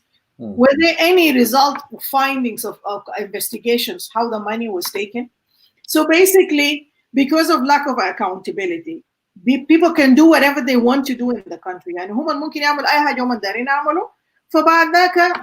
will go to other chapters, taking advantage of young girls, young women who are educated, who deserve to be in those positions because they're qualified, they're competent, but those men who are generals, who are in the bush all that time, who think that they're entitled to South Sudan public money and South Sudan, any woman walking who are smart or who whatever that he likes, they will do anything because there's no accountability. You see, such situations should have been investigated and found out why men, who often they're men, whether they're generals or politicians, abuse their position to steal or to sleep or to force young girls to sleep with them. I mean, this phenomena is cross-cutting, and it's simply because of complete failure of the country as a state. As a state means the organs of the state, which means from the executive to the legislature to the judiciary.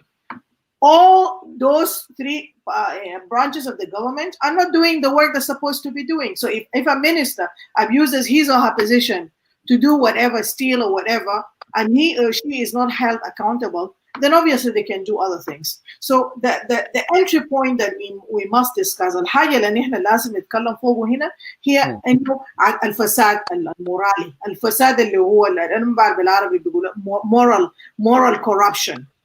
We have no values in the government, in the political organs of the country, in the army. There's no value whatsoever. You can kill somebody and all the evidence can be there that you have killed that person. Try to take the killer to court. If he or she is influential in the country, be it he's a general or something, there is nobody going to hear you in any court there.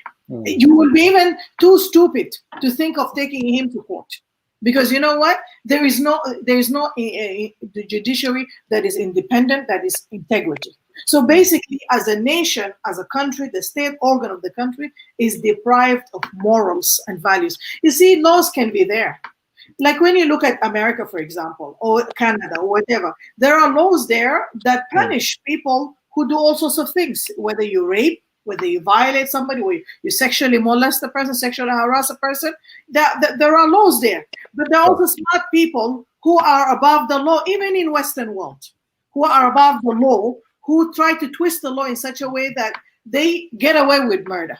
There are instances where it happens like that. So can you imagine if in a country like America, which has a high level of respect for the rule of law, compared to South Sudan, which doesn't have any respect for the rule, what we can get away with murder there, you can do as you wish in South Sudan.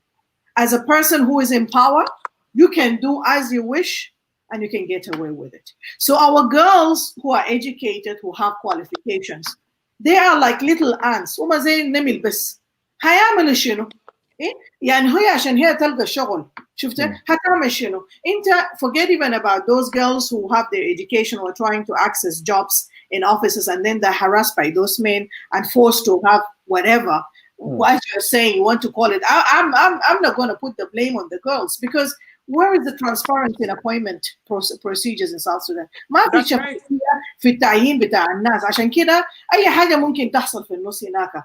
لكن أنا بتكلم عن البنات الحاسة عمرهم 13 14 سنة و even 12 سنة في بيوت أبوهاتهم. Those girls now are being used as sex objects for big guys. So you get small, prostitution, in addition to what Chelsea was saying about homosexuality, is on the growth. كلام أنا ما أعرف شو بيقولوا بس homosexuality بالعربي شنو، لكن هو show بتاع homosexuality حاسة is spreading, but there's also prostitution which is even higher in South Sudan. There is no family in South Sudan today that, especially in big towns, with Juba, Malakal, Wa, whatever, that the girls who are between 12 and 14, they're actually going around with all the men to bring some food on the table for her siblings عشان تجيب شوية أكل لأهله في البيت. والأب بيكون عارف، والأولاد بيكونوا عارفين، والأم بيكون عارف، ناس ساكتين. يعني الجوع hunger is like a devil. الجوع ده زي الشيطان. يعني it can really deprive you of any morals. And of course, the blame should never be on the smaller ants. أنا بقولهم ده زي النمل. Honestly speaking, هما ما عندهم they don't have a power in their hands. You cannot change your destiny. You cannot do much about your life, how much educated or uneducated you are. But we should talk about the corruption, the moral of corruption, that we have no morality whatsoever in whatsoever form whatsoever within the government of South Sudan. If you see pictures of people who are detained in Blue House, if you see because I get a lot of pictures where the boys are sodomized and they are degraded and humiliated in their butts. شفت الجروح قاعدين يعملوا في جعباتهم. أنا شفت بتاع أولاد بتاع رجال. يعني في البلو هاوس pictures, we get a lot of evidence and documents sneaked to us as human rights activists. الحقوق بتاع الإنسان بينتهك فوقه، فهم دايرين يكسروا القلب بتاع الهيومن رايتس اكتيفيست والجورناليست والناس الشجاعين اللي بيتكلموا عن الحقيقه بتاع الحكومه بتاع الجنوب ده، هناك في الجنوب ده بيشيلوكم كرجال. انت كنت زول اكتيفيست، they torture you no more, they beat you كده، ما في بقى بيدخلوا حاجات في صلبه بتاع بدون مؤاخذه. يعني انا شفت الصور بحرقوا الصلبه بتاع الرجال. I saw the things. يعني انت ما تستغرب. بعدين they put people in chains. يعني انت بتمشي بجنزير في كراعك وفي يدك. يعني what is the difference between that and slavery?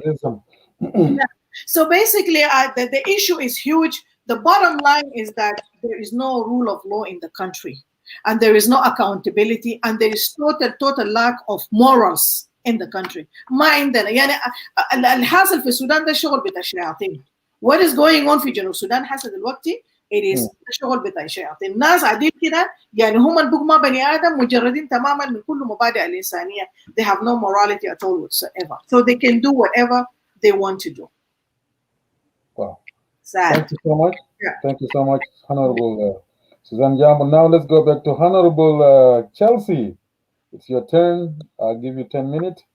Now, لما جينا من أفريقيا كنا جايين أسرة تمام، أسرة كان محبوبة، قاعدين جينا سوا متفاهمين. For some reason بقى حصل اختلافات في أمريكا، بقى في divorce. Why the divorce rate is so high في diaspora؟ واللي النساوين بالذات they're threatening men في كلام child support. حتى في men become homeless because they refuse to pay. You know, what can you tell us? Wallahi, ممكن أقول لك it's irrelevant question, but I'm going to answer it. That's my opinion. I felt it's a bit irrelevant to what we are addressing right now. But again, maybe your question came from the corner of the support a man or a woman should support the family, because most of the time it could be starting from the family. Some men in diaspora, let me just go back to whereby you say ليه الديفورس ريت بقت كثيرة في diaspora. أنا قبلك قلت إنه الشخصيات بتاعت رجال بتاعت جنوب السودان most of them became شخصية نرجسية narcissist. Some of them they don't accept to let a woman be.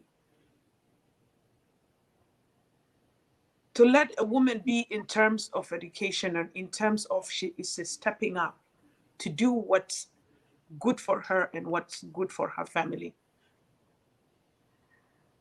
الرجل الجنوبي أكتر راجل عايز يعتبر مرأة هي for birth, cooking and something else.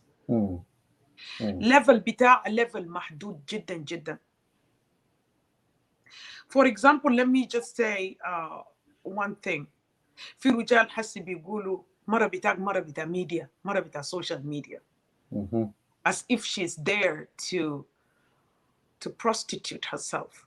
They are degrading those men that can take it ساي كده إنه يقول ده مرتي. For example, let me just go for, let's say, Suzanne already said it earlier. Who is going to go now to step up? And I wanted to marry Suzanne Jambo as she is, and to support her and to step. The majority, 95%, they wanted to go and criticize. Why? Because of education, because she knows her eyes is open for her right. When you know your right as a woman, أنا بشوف by itself لراجل زي كأنه شخصيته محزوزة. You know? نرجع لرجل في diaspora بصفة عامة. ليه هم بيطلقوا؟ ليه هم بيطلقوا؟ في كذا أسباب. كل زول بيكون بسببه. لكن statistic بتاعت ناس ديل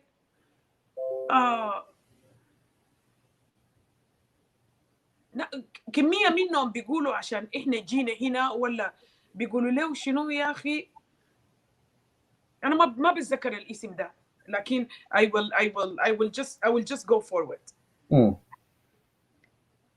أنت تكلمت في موضوع بتاع child support. A man of today والله أنا بتأسف they link their children, their fruits with a woman. relationship بتاعه مع جناه ما بيكون فيه، وهو عايز relationship بتاعه مع woman ده يكون فيه.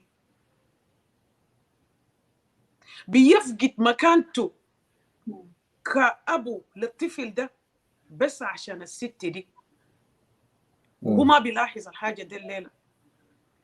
Most of our kids now, they start realizing and even they can say it with their full mouth. انت عارف يا غايلام, they will be like it's a sperm donor. ولا لما تقول your dad or whatever, like that. Because there is no connection. And we talk, and if we take it and we talk about it more and more, a lot of our children, boys especially, that end up in prison because of lack of support. When you said your father or mother support this child, they will only think it's financial support. They don't know what is the meaning of emotional support. They don't know what's the meaning of you be there for that child. You know, I don't have to get that for my kids, me personally. Let me walk you through my story. My first is by choice, but my second is my choice. But now she got a father that will call school, that will call her, support her morally, support her financially, even if she did not wake up early in the morning and he is way down in Egypt. He will call. Did you guys get up? Did you guys go to school? Kida, he follow up. He follow up with her to the extent she is ready even to meet him for the second time and to spend some time with him. Wow. So we need to build confidence in our children so that they can be a leader. It's affecting them, and men will not realize.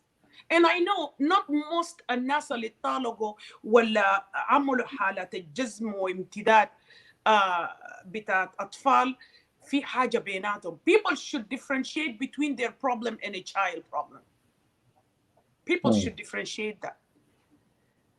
يعني أنت الليلة لو أنت سبت زوجتك ومشت هي اتزوجت زول تاني ولا she move on and you move on, let's just concentrate in our blessing, our fruits, our inheritance. But no, everything linked with each other. A statistic of the father here is start being a deadbeat father. Some of them, they will not have 1 minute with their daughter, but some of them, they will be sitting in the social media for 10 hours just to get that attention. Most of them, instead of just thinking about their priority to do, they will be having their priority to talk to women, flirt with them. We are looking at corruption in South Sudan, but we are not looking at people who are advocating for us. Some people will come clean, pure. I'm advocating for a woman to be a president. I'm advocating for a woman to be so-and-so. What have you done enough? Yeah, some of them, they're so intimidated. That's why they will come. Anybody that comes and say, honestly, put a question. Why you start with honest? You should just say your words. Some people just talk and they don't walk the walk. And by the way, I have seen a lot of people that wants to step into politics and that want to improve South Sudan. They need to step back and to improve themselves first. Especially regarding women. If you one day degrade a woman, stay there. You degrade a woman, you degrade a nation. You educate a woman, you educate a nation. You know? فأنا بقول إنه men should be beside women to support those women to achieve something. Forget about your selfishness. Men of today, they will, let me say, they will look at you and by all means, they want to put you down. Those men are sick. From our politician to our home, to our social, those men are sick. Those men really, really, really, guy, they are sick. Every day, I am teaching my boys to respect women. Woman is everything. Put a woman ahead. Don't insult a woman. Take her as she is. But just imagine, the leaders outside there in South Sudan, they're corrupt. People who are advocating for a woman, they are more corrupt. Tarnishing some other woman's image, and they wanted to step up to say that they are good. And if you give them any simple position here, they can either steal from that position, stealing from the credit card and doing this. If you look at their family, they are all scattered. Do they have peace and love among themselves? No, they don't. How can I advocate for unity? And underground, I am not. Your platform, you're advocating for unity and you're advocating for family and it's common sense. But some of us in their live video, they will invite people who are separating us. Why? What are you doing that? You're advocating for what? That's why I said, no, that's why even the Bible say, or what happened to one of the prophet, they can free Egypt, but they can not step their feet in that promised land. Let's just all work together. Let's change our behavior and character towards each other. Let's accept each other. حسي ده لو في السودان بيقول حسي ده لو واحدة سودانية وجاية تتكلم عن أي قضية بتاعها هي بتاع Beleda, go to the live video and see how many comment. Kandaka, go ahead. Ma ihtirami lek. Kida. Come and see our video if one of us is stepping up and talking about our country or about our own issues. Look at the comment. Either is degrading or either is criticizing. Just for that woman is bad. Pointing finger. لما تكون الأصابع واحدة لي أنا 4 الأصابع تاني إلك أنت حبيبي. Thank you, Chelsea. Thank you. We'll come back to you. That's powerful. Now let's go back to Honorable Suzanne Jambo. Our show will finish in 40 minutes, 2.5 hours. I don't know if you guys have a time. I did not ask. I don't know because you guys are busy. Can you guys wait for another 40 minutes, or what do you guys think? Because I end up usually my show is 2.5 hours. Are you guys okay with that, or? For me, I miss Suzanne. I'm so happy that she's here. Actually, she's a very powerful woman, and I do respect her. And she is so bold. Yes. I want just to take this 30 minutes, two of us, if we can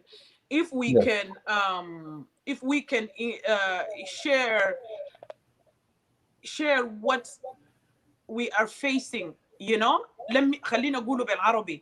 لما انت مثلا تطلع انت politician ولا انت بتبيعي حاجه entrepreneur يا تو مشاكل بيواجهك. You understand؟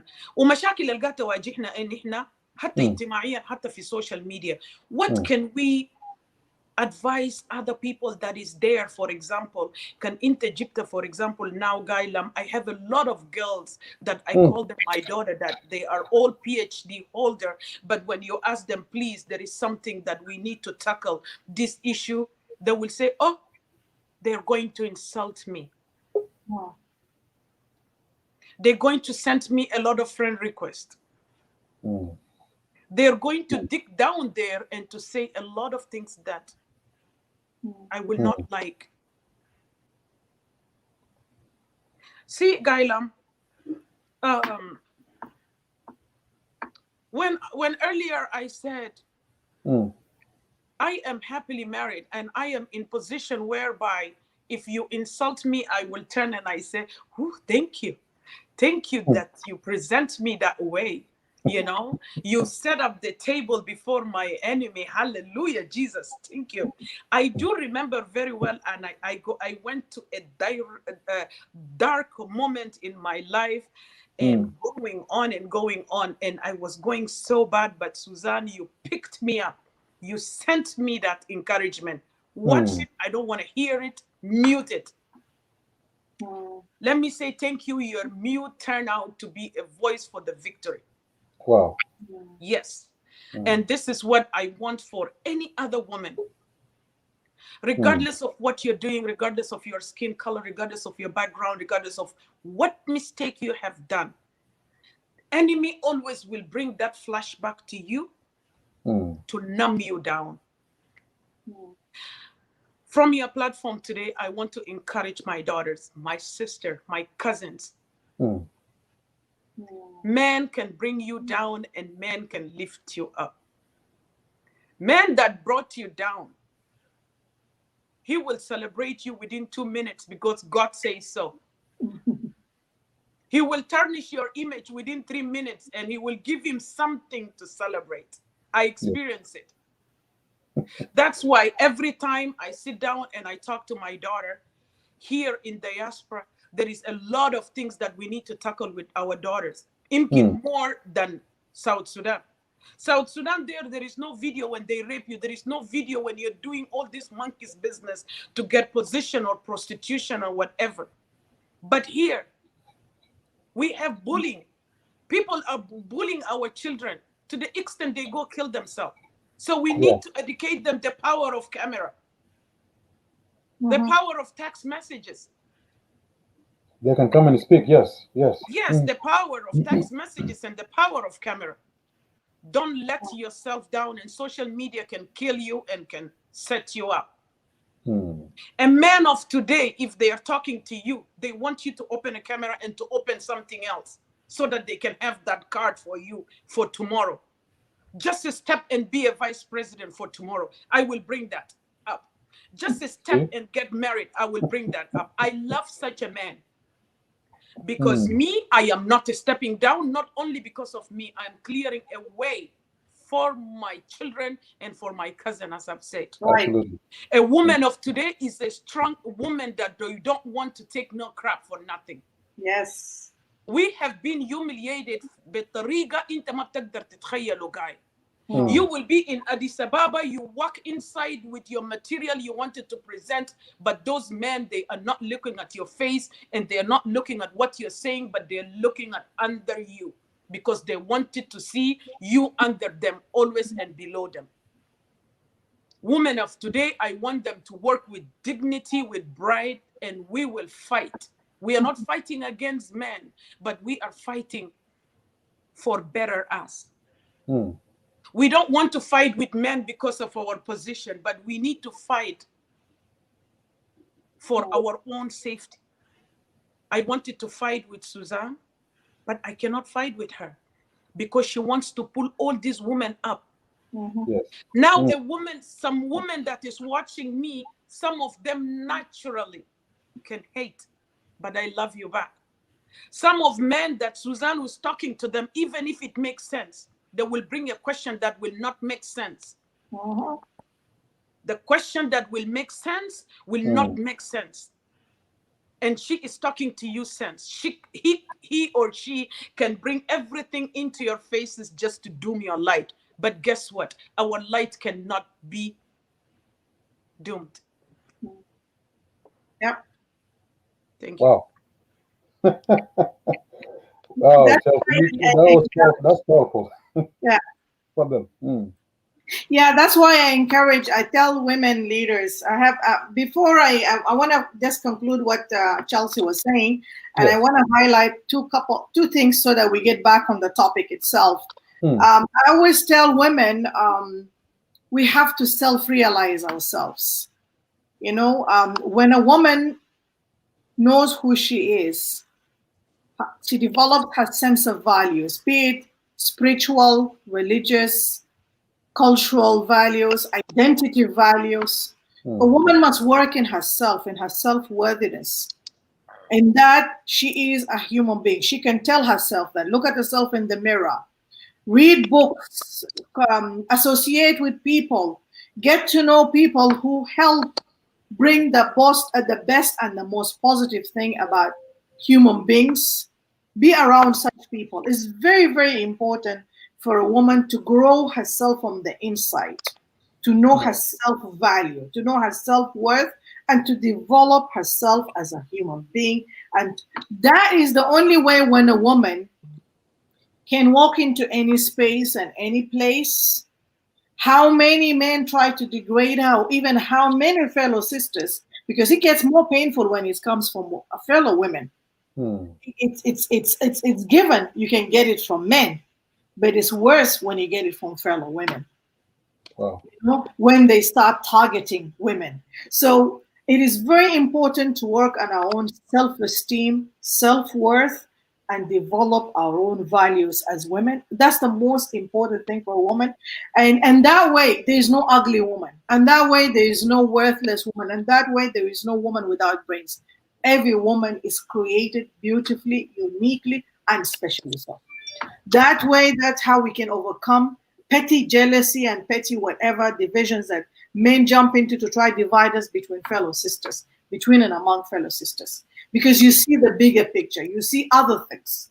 So when you become a healthy person as a woman, because men have to do the same, men also have to work on their self-values. I have a son. I sit down with my son. I've been sitting down with my son for a long time, every time helping him to coach him and get him into a level to be ready for the level that he's at with his values, with his self-worthiness and abilities. Because at the end of the day, he's also a young Black man. There are other issues that face Black people as a race, African people as a race.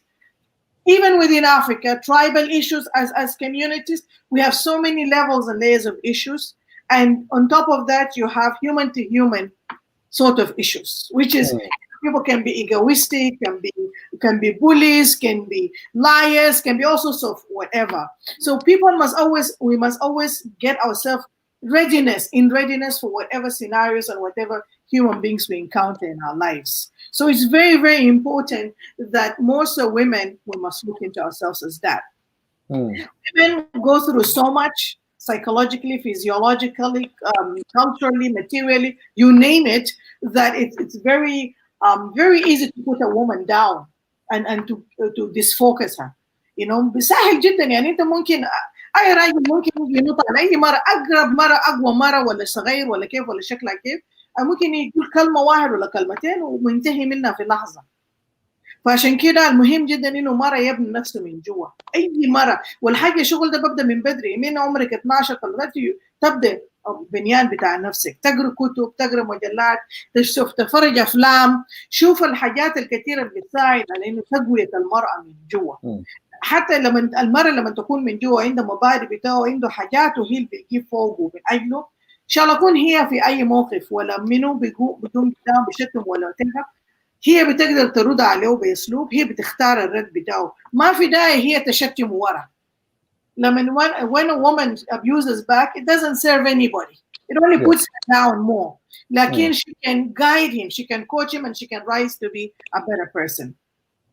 Women must always work on herself. المرأة لازم تشتغل في نفسها. حتى لو مثلا المرأة بعد هي تحصل عمر معين، الجسم بتاعه بيختلف. بعد هي تولد عيال شكله بيختلف. فشنو بيحصل في كثير من النقصان، يعني a lot of issues women go through because her body had changed. She can't wear the same kind of clothes. They don't feel, or maybe the man is starting looking at her, telling her you're fat in here, fat in there, and it can really degrade. You know, it can really degrade a woman. Or even some women, they are so good at what they do. They have careers, they have aspirations, they bring up good children, they're married to a nice husband, everything is good, going fine for her. But the moment she gets promotion out there, she comes home, the man is like, so you got a promotion, who do you think you are? You're going to be your boss of that department, so you're going to be my boss in the house. There are all those scenarios that happen in any woman's life at any given point. And that man may spend the whole day, the whole week, and every day maybe telling her bad things, so that when she goes to that department where she's a boss, she feels down. She goes from the house already, she is down, she can't even lead there in the new assignment maybe she's given. There are all sorts of issues like that. So a woman must always develop herself, empower herself. والنسوان لازم يشتغلوا مع بعض، يكونوا لإيش other، يكونوا مع بعض. يعني لأنه شنو، أختك ده هو أختك، هي ما ماسكة القضية بتاعك، لأنه هي لما تكون مزول كبير هناك برا في المكتب بتاعه، ولو محل اللي هو فوق ده كان هنا ناظرة بتاع مدرسة ولا whatever، هي بيمثل النسوان. لانه اقل حاجه هي كليده هناك بتعملوا غلط، هم هيحسبوا كله للنسوان. شفتوا ما قلنا لكم نسوان when women are in position, that's how they do. So really the most important thing, woman must work on herself every day. That's right. Take a minute or so, stock taking what happened to you the whole day and absorb it. Learn, digest it, internalize, understand what took place out there. whoever it is out, ولا في البيت مع راجلك، ولا كان مع أخوك، ولا كان مع أبوك، ولا منو. أدرس الحاجة دي تمام وشوف فوقه. عشان شنو؟ At the end of the day, أنت as a woman, you don't want to end up a bitter woman, an angry woman. أنت ما تقدر تكون مرة زعلانة 24 ساعة وبتاع مشاكل وشنو. Because you have so much anger in you that is built up. No. Take, as I say to my son always, there's a piece of advice I always tell my son: take the lesson, not the bitterness. انت شوف الدرس ده، اخذ الدرس اللي انت اتعلمته ده، ما تشيل الوجع قلبك كتير. You know, ده بيخليك زول very negative, because you always must remain positive. You always must remain on top of your game. You must always be, you know, in full form. So in summary, I can tell you that other issues بتاع طلاقات وشنو ده فردية. This is personal issues. How the man and the woman, in what form they got married back home in Africa. هم لما كانوا يتزوجوا كيفين وكان على حب ولا مصلحة. We don't know. And then things went, you know, and also divorce happens, especially in a space where, you know, you have freedoms. انت شايف زول ده كل يوم بيديك بنيات ولا يوم كل يوم بيشتمك. Every day maybe he gives you boxing or he degrades you or he's cheating on you or whatever, you know. So why should you put up with it? انت في محل فوق freedom when you are in a place where there is freedom. And then also, by the way, in human nature, people fall out of love. People fall in love, people fall out of love. يعني في الطبيعة بتاع بني آدم في ناس بيحبوا بعض وفي يوم من الأيام هم الحب بتاعهم ده وقف. فشنو you never know. This بيتوقف على شنو بقى what I call the court, the family court, you know, اللي هو المحكمة بتاعت الأسرة. هناك في الفاميلي court القاضي والمحامي بتاع كل طرف they will spell out the thing. And I don't want the society to point a finger at women. That's the problem that I have, is that to point a finger at women because one woman has done it or another woman has done it. Because not all women sit together in some place and say, you know what, today we're going to divorce all our husbands. ما في حاجة بيحصل بالشكل ده. ما في اتفاقية زي ده قاعد يحصل بيننا. ما في كده. شفت كيف؟ فده حاجة فردية. It is a personal issue. Per that situation, people might sit down and understand the dynamics of that relationship. But I want to focus on back on the discussion that we're having. Earlier on, you asked the question about women in leadership. And we are having, and this is very, very important in South Sudan. And it's a country that has been embroiled in violence, the culture of violence. Yani generations upon generations, من زمن اليانيوان لغاية حسا, without stop. يعني أي حاجة سلاح, شكلها بنية. You know, يعني ما في reasoning ability. يعني إحنا we're highly traumatized society. Society ده عنده صدمات كثير جدا جدا. يعني كلام بالراحة كده بمنطق ولا بالإقناع, you know, with reasoning, with the art of persuasion. ما عندنا. نحن we don't know the meaning of that. All we know is if I disagree with you, brother Lam, brother Guy Lam, ولا sister Chelsea, then I start, you know, telling you خلاص أنا جاهز للبنية. I'm ready to give you a punch, or can indeed bundugia silah. So indeed I disagree with you, I go and start a form of rebellion. And just like in most African nations, like زي في معظم دول في أفريقيا, عندنا elite. The elite either the educated people, الناس المشوا مدارس رجال ولا نسوان, وفي التانيين أسروا مصلوا من زمن دود في السلطة. يعني this is I call them the elite, you know, the status quo. هم the status quo. شفت هم دول الناس اللي يعني أهلهم مشى زمان في مدارس ولا هم دائما في السلطة. يعني في أفريقيا الكلام ده جنرال, هم بيحتكروا, عشان كده بقول لهم status quo. They monopolize the power. So they build more multiplier factor. أشكالهم ده قاعد يجي حتى على الولايات, a level of states, a level of villages بيحصل. What they do is in order to remain relevant or to become relevant in politics as entry point for them, في تانيين بمشوا لقبائل بتاعهم. يا أخي حاسة لأنه هم الإليت ديل هم يعني sadly in Africa more or less ما عندهم level بتاع tolerance or persuasion and inclusivity. هم ما دايرين الانكلوسيفيتي الشمولية because they want to monopolize, they want to remain there. That's to sit on top of the majority of the people. So what they do is they go to the communities and mobilize them by distorting information. بيمشي للcommunity بتاعهم وبدهم كلام ملخبط. The interest is not the community. ما بيهمهم بالcommunity كان عندهم مدارس ولا بس. They don't care about the community. What they care is for them to have a leverage about gaining power so that they can become somebody in that community. So they go to the community. والله يا هي community بدين. أنا مثلا for example أنا في مورو but section معين معروف مورو بريبة. شفت كيف؟ أنا ماشي لمورو بريبة وأقول لهم شنو يا أخي ناس مورو كديروا ميزة ولا ناس شلوك ولا ناس واو وديل ناس كريش ولا منو ولا ناس دينكا ولا ناس نوير. ديل هم هيمنوا على أي حاجة. They control everything. Which can be true, may be true, but my intention is not to bring equality. My intention social fabric. Yeah, my intention is to divide them so that I become empowered by them. I have some people, so I come in front of Kir wala Riek Machar wala Mutu wala Munu to say, you know what, أنا ذاتي عندي ناس بتاعي, so I'm rebelling and I have a gun, and so I get position in government. So that's what the people are doing now. It's not because which parliament session has any of these people held there where they talked about the community back problems that the community suffer. They don't. As soon as they secure a position for them in that government, They sit, they appoint their brother or their sister or their cousin. ياكلوا براها ويسكتوا مع بعضهم. They eat and they just keep quiet. They no longer remember ناس مرو بريبا ولا ناس واو دي ناس منو ولا ناس نوير اللي هناك دي لك بتاع ناصر ولا. They don't care anymore. They will only remember them when the time is now. خلاص you're beginning to look like a burnt card. خلاص كيلو خلاص شاف كده ولا رياك شاف كده يا أخي الناس ده بقى ما عندهم فايدة كده نجيب زول تاني بدله. So then I ran so quickly back to my community to confuse them again with that distortion and so forth. The situation is almost in and around all of Africa.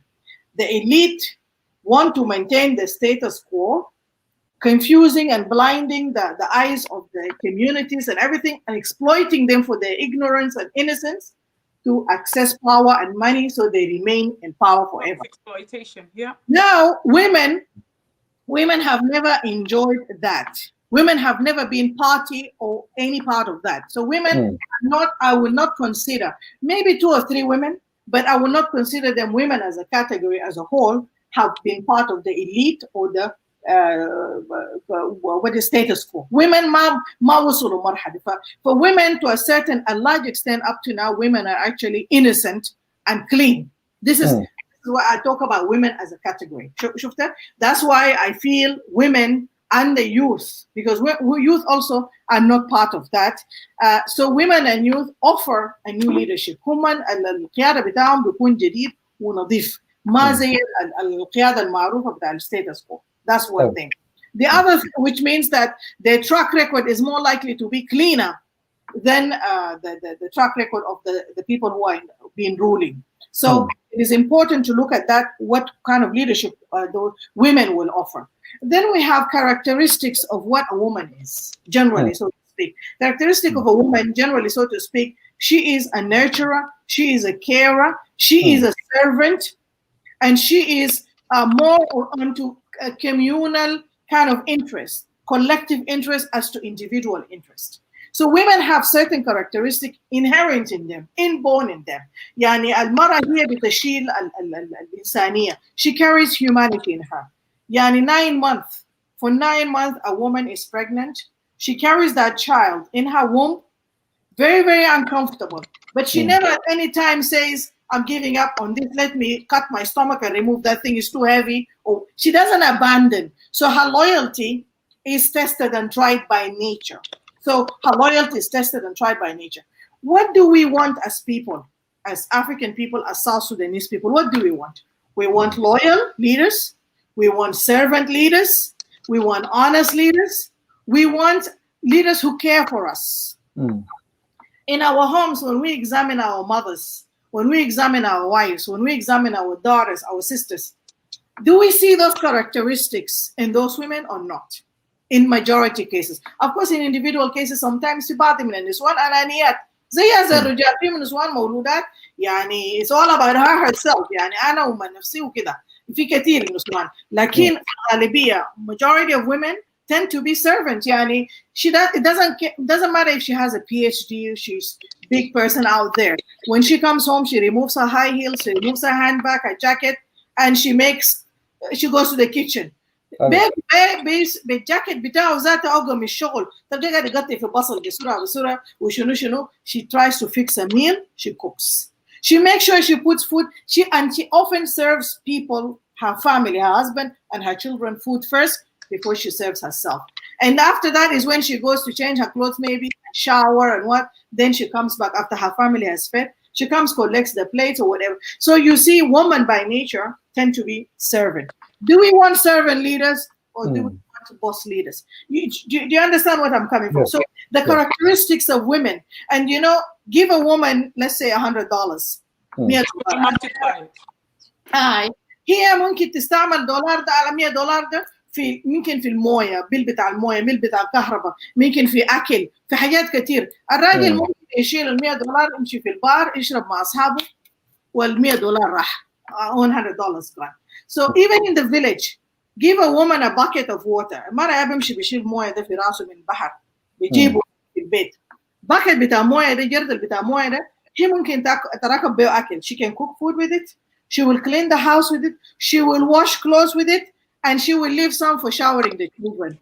But she will go again for half a bucket or something to reserve for the man. Man براو ممكن يستعمل جرد الواحد بحاله أو جرد في حمام بتاعه، لكن جرد الواحد بتاع المرة اللي بيستعمله ده ممكن في ركابه بتاعك ونظافة، وفي نهاية اليوم بعد عمل غسيل العدة كله مويه بتاع الوسخان ده بيكبوه في هي بتغش الواطه طبعا، يلا برش في الواطه عشان يكون في جو بارد وكده. يعني look at how woman naturally is a recyclist. هي زول بتاع محافظ للبيئه، يعني she recycle a lot of things.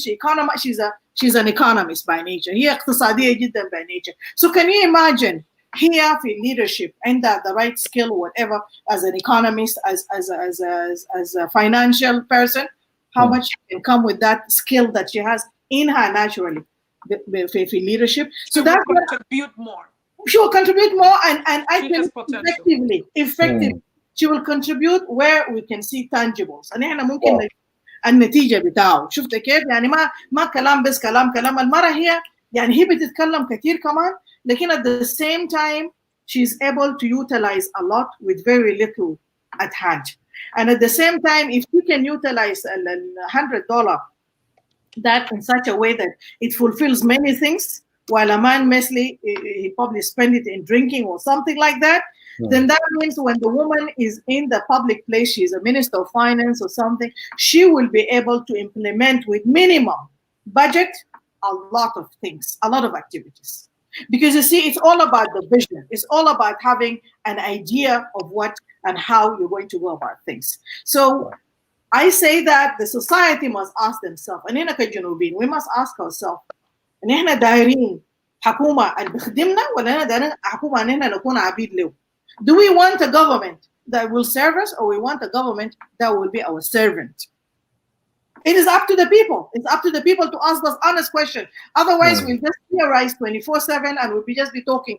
Wallahi, when إحنا كير ده corrupt, رياض corrupt, واني corrupt. بكرة تجيبوا توماسيريلو، والله توماسيريلو corrupt. منوكا ما هذا vicious cycle. It's gonna be the same thing over and over again. But unless we begin to think outside the box. Outside the box, and unless our behavior change and we see each and everybody's potential to lead. Go ahead, Susan. Yeah, we need to think outside the box. We need to, and the very fact that women are no less than 60% of the population. True. Women and girls are no less than 60% of the population. I mean, it only makes sense. We all need each other's hands to move forward. Somebody else talked about China. China does not talk about women's rights, or Japan about women's rights. But guess what? They don't stop women from participating in everything. Right. You see, I call the Chinese economy is an economy that is liberal in terms of innovation of ideas and but not liberal in terms of expression. So there's no democracy in China, yeah, right? But they allow anybody who wants to innovate and come up with business ideas, they're empowering them, men or women. They don't block anybody.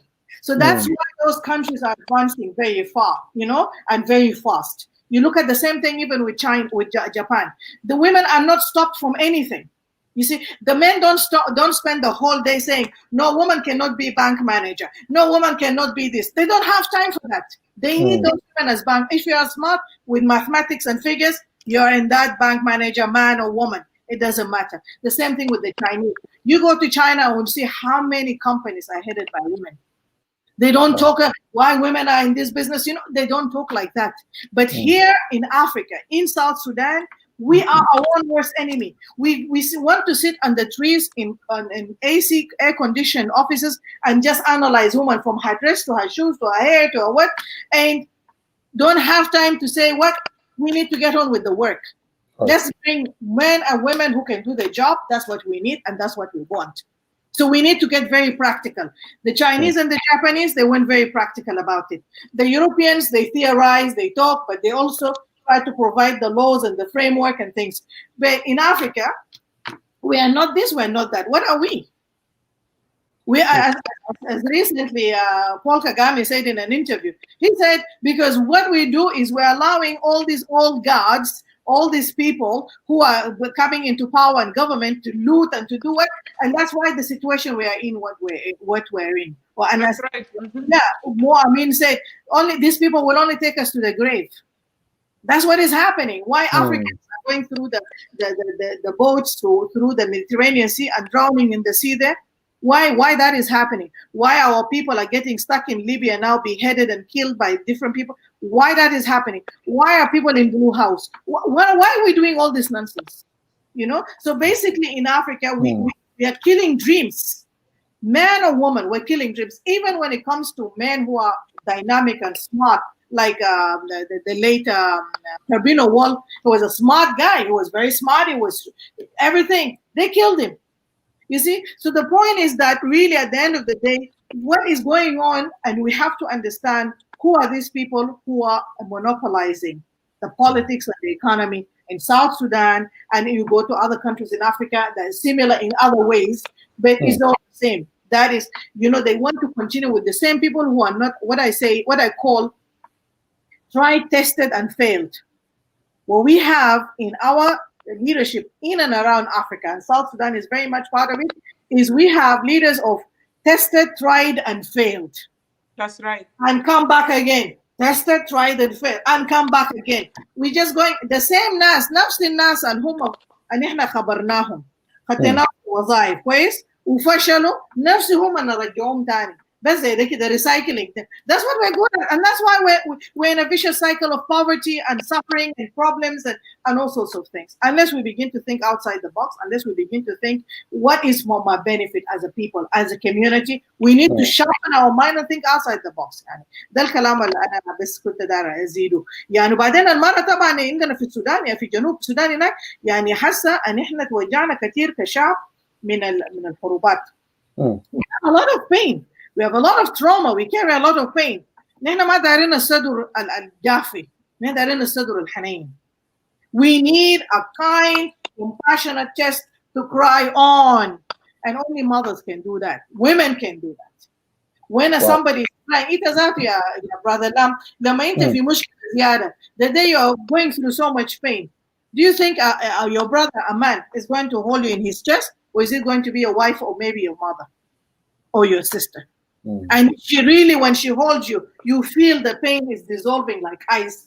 في السخانة مش كده انت بحس قلبك يعني is really warming up. This is the kind of love we need. Because of the vicious cycle of violence in South Sudan for so many decades that we have, over 50 decades of violence, the time is now for that kindness. We need a leadership that will actually stop by the roadside and look at the people who are begging on the street under the sun and hold them and tell straight up on the street there, you know what? Security guards of my government, please take these people, put them in some shelter right now, orders on the spot.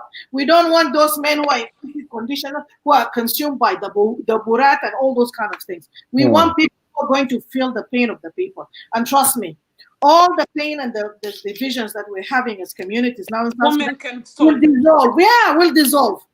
Just one kind gesture between and among the people, a lot of our goodness will come out as people. Because, you know, good people, positive people, loving people bring out the best in human beings. But bad people make us more suspicious and feel more bad. But good people, human, and women are humble. So women do not have ego to start fighting over small things. It's so easy for a woman to pick a phone with one minister and say, you know, my brother, wallahi, yesterday I yelled at you in that meeting. I'm sorry about it. It's not meant to be like that. But you will never see Kir or Waniga or Riek Machar saying that. Because his ego. He's a man, you know, his ego. How is he going to look like to say, I'm sorry? Look, up to now, Kir has not come in front of the public or Riek Machar. Apologize for what he has done. Apologize for the 450,000 that have been killed since 2013. Has any of them come out to tell us, we are sorry for the loss of your husbands, for the loss of your children, for the rape of your girls and women. We are sorry for that unnecessary pain. They don't, because ego is stopping them and blocking them from that. And that's why the people are still continuing to hurt. So women offer unique type of leadership that really, and I can tell you a clear example. I'll sum it up with the example of Liberia. In 2006, Madame Sirleaf Johnson, the first African female who became president in Africa, she became the president of Liberia. Do you know the first thing Liberia was for 36 years in violence? They have reached a point they were killing each other for organs. They were eating kidneys and liver. Yeah, in Liberia, they were that vicious. They were bad. It was warlords and everything for 36 years. When she came to power, you know the first thing she did? She apologized to the people of Liberia. She said, now I am sorry for all the pain that is, because she has served as Minister of Finance and other whatever in different governments. She said, I'm sorry for all the pain that has been caused in this country, but I am going to heal us. You know what? She served 2 terms of office only. Within 2 terms, she fought Ebola. Ebola was 2014. She fought it by herself. She stopped all ministers from traveling outside the country. She herself was going to all the centers, and she got the support from the international community to help to bring in personnel and adequate medication to help the people, because it was going to be within Africa. It's going to be a huge outbreak in Africa and the world. Like it's going to become a pandemic, like what happened now with COVID. So she single-handedly was able to put together that country back on track. She has periodically returned the country into normalcy. So now every 5 years, there's free, fair elections in that country. Democracy is back after 36 years of non-stoppage of wars and violence. Now there are people who are warlords. Now there are preachers and there are community social workers. She reshaped her country in a total way. Because of the human and humane way that she led that country and put it back together. So, and then you know what? After she finished 2 terms of office, they asked her, could you please go for 3rd office? The people were asking her.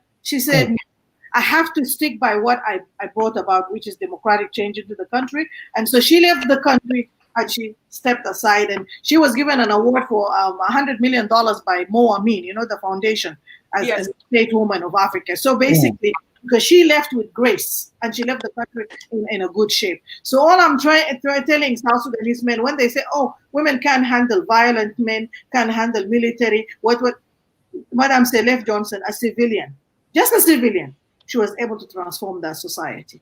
So to me, thinking outside the box is the way now for us, and we have to survive. Otherwise, our country is going to. Yeah. Wow. Thank you. Thank you. Wow, that was a powerful debate. With that being said, my sister Suzanne, naturally, we women, we love peace. I can see some other people like my brother is commenting, women will fight over men. I think that was a long time ago that we see the fight. Now we don't see fight. We just see, oh, is he a good man? You know? And then I see like, just let's ask ourselves, long time ago, back then, في culture بتاع مرة بيرفع نفسه لراجل, you know, هل نحن الأيامات دي قاعدين نسمع بالculture ده؟ في ناس قاعدين يعملوا زي ما بيقولوا إن بيم 18 years old or 20 years old beautifully carried herself. For example, يمشي بيت ناس قايلة أنا يا هجيت مرة بتاعك ما في. Women is upgrading now. Women wants to bring food in a plate. Woman wants to contribute in all aspects of life. Woman wants to carry her man with grace and dignity as she carried herself. I'm just gonna ask our fellow men, the rest of our life, please support us. Don't humiliate us. Don't degrade us. Because when you degrade a woman, you degrade a mother, you degrade a sister. You know, you are not going to benefit anything without me. I am your multiplier. I am your helper. I am your supporter. If something there outside there you can't handle, even God himself asks you to go to your helper. So we need to accommodate ourselves. We need to reshape ourselves for our country, for our society. You know, any negativity that you bring to a woman, you know, I'm not going to say back at you, but I'm going to say, my brother, just sit back and relax. For how long are we going to fight? And I'm asking for all these parties that they are fighting, just realize the percentage of that woman. We have a percentage that we cry for. It's just 35. We don't have to sit and say, or you don't have to go to a certain meeting and they ask you go back because you don't have women representing South Sudan. We can't hear you. There is a lot of conference that is happening after each and every peace talk that where is the woman? And in case if they're asking where is the woman, all these ministers, they'll bring their wife to support themselves, or the wife will come to guard their position up. You know, Wow. we are facing a lot of attack between ourselves, we women. We don't have to say man all the time. We women among ourselves, we need to say enough is enough, and we need to step up in our country, and we need to boost it, and we need to make it healthy. You know, for example, ناس بيقولوا إنه الأرض ده ما خصب، المرأة ممكن تخلي أرض يكون خصب، يكون أصلا خصب حتى للنقاش. Right. You know, they would say women will not bring peace if we elected women now to be a president of South Sudan. This is a shaky ground right now. She cannot do much. Why can't she not do much? So if you are the one being elected, what will you do? Will you stop the violence? Will you stop the atrocity? Will you stop the rape and corruption? By yourself? No, dear, you cannot do it. And I'm going to tell you something. With the situation that we are in right now, if everything goes smooth and we elect a woman to be president of South Sudan, and if there is rule of laws, and if there is all these men put down their guns, that they said, wow, women are the only human that's dying, and we are taking advantage of a woman. Some people say without women, can inta مشيت نجحت ما في زغروطة. Women, if we are fighting, she will bring food so she can support you to fight. Guess what? Women of today, they don't even want to bring food for you to go and fight. Women of today, they are just sitting there, whether in Barakazal or Equatoria or Jungule, they are sitting there crying that stop. We are done. We run. We are under the trees. We give birth under the trees. We are hungry. Look at Murle. How many kids? They run away from their parents. How can we don't soften this situation and let men recognize that we are tired and let's lead? Recognize us. I am not begging you to recognize us because that's my position to be in. Either you want it or you don't. A woman is going to be there. So it's better we have to realize now, especially we in diaspora, that you come out into the light, you experience all the democracy or whatever rules that you are in, and you are quenching or you are squeezing South Sudan to be just in the hand of men. That's not right. That's not right for you. That's not right for me. And that's not right for my country, that most of the girls and most of the young boys are in the street. You understand? Look how many orphanages now they've been opened. There is no food. They run away from their mother. Do the mother happy? No. Maybe she ran away with, maybe she's in the street herself to prostituting herself to eat. And she rather send that child there so that they can donate and eat once meal a day. So please, let's stop hate. Let's just carry ourselves up. You know, like I've said earlier, اسمه شنو ده في السودان الناس قاعدين يتعاملوا مع ستات اللي عايزين يتكلموا differently مننا احنا جنوبيين. يعني أنا بشوف راجل بيشيد بمرأة بطريقة حلوة جدا جدا. تعال أنت للرجل بتاع جنوب السودان، يا إلهي. In Bible they said we created us from the rib of Adam. وفي حاجة في إسلام كمان بيقول إنه خلقناكم شعوبا وقبائل لعلكم تتقون. يعني كل شيء بالتقوى. كله شبه احترام وكله شبه تقوى. كان في دين الاسلامي ولا في دين المسيحي؟ ما في جنوب السودان عندنا اثنين، عندنا جامع وعندنا عندنا كنيسه. يعني احنا بنلاقي فيه كلنا ربنا. so كلنا سواسية كأسنان مشط. فياريت انه احنا بس نتعامل بكذا. thank you غايلم.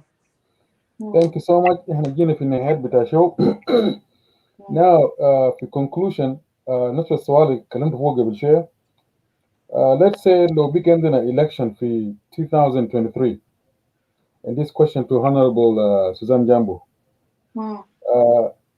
Until the day you use to vote for you, what can you do different, or what are you going to do different than Kir? We're going to elect as you. You know, what is your vision? Yeah, I mean that's a huge thing. The vision of that I keep saying is that we the 64. The word we the 64, we inclusive. It's all of us together, which means it addresses peace, it addresses trust building, it addresses inclusivity, it addresses equality and justice between the people of South Sudan, as well as coming and formulating into a collective identity, the identity of South Sudanese. So that's the vision. When you have a vision of collectivity, common identity, equality and justice between the people of South Sudan, obviously, then we move on to the constitution. The constitution and the laws must guarantee this equality and this justice between the people of South Sudan.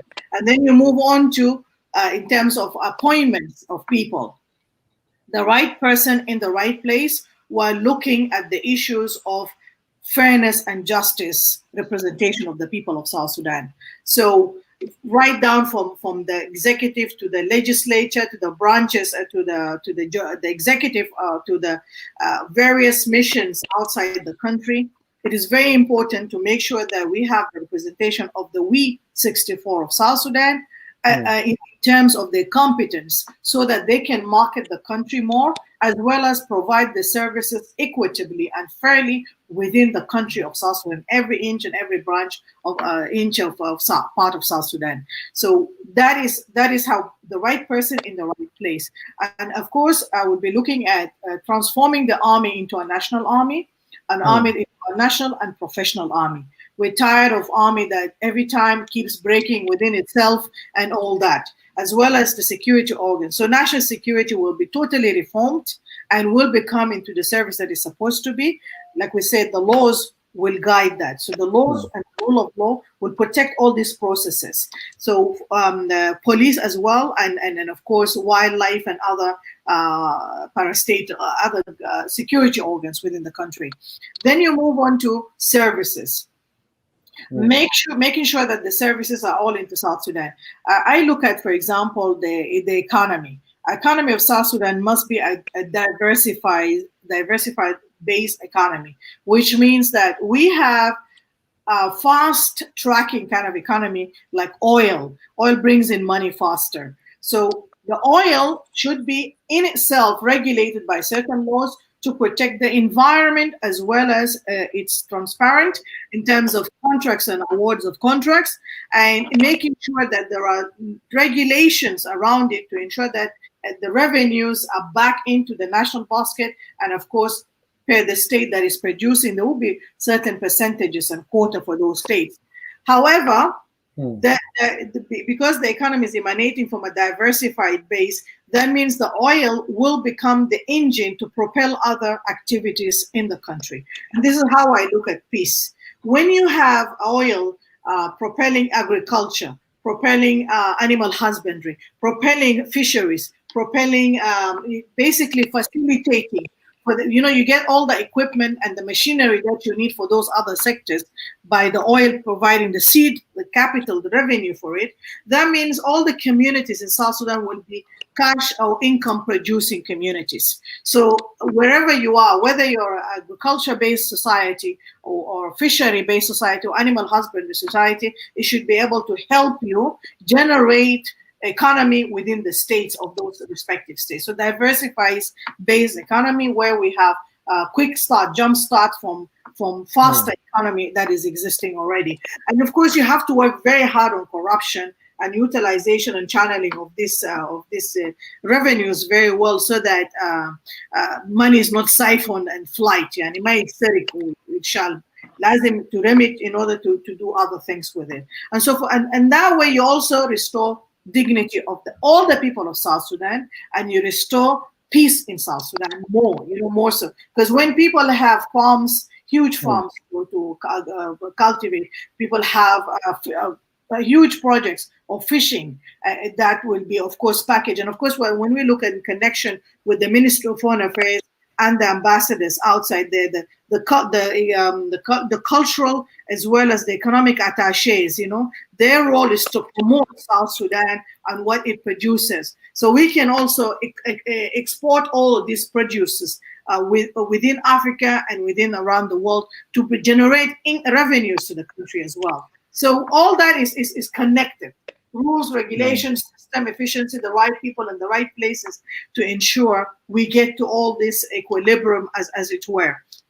But the most important thing is it begins with, as I said, the unity, the restoration of the trust between the people of South Sudan, between and among the people of South Sudan. And that's the only way that's going to guarantee us peace, as well as identifying the right people in the right places. Because I'm not going to focus on bringing my brother, my sister, and my cousin, even though they are not competent. I have to look into.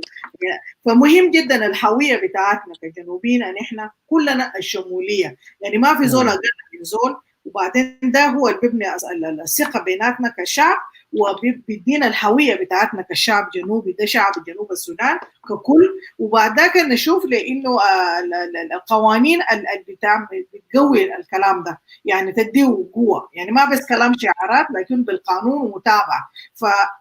كمان making sure انه في separation of powers، يعني يكون في تقسيم بين السلطات، اللي هو الدستور والجوديشري، الدستور البرلمان والاكزيكتيف اللي هو الحكومه، تعيين الناس المناسبين في المكان المناسب. ودائما نراعي على انه يكون في التعدديه والريبرزنتيشن بتاع الجنوبيين. يعني انت انا ما ممكن اجيب مثلا ناس من قبائل معينه بس يا هم يحتكروا المحل ده، لا. It's very important to reach far. There will be so many mechanisms to ensure the right الزول المناسب، مكان المناسب، كيف ان احنا identify عشان نشوف الناس المناسبين من كل مناطق الجنوب. يعني مهم جدا جدا.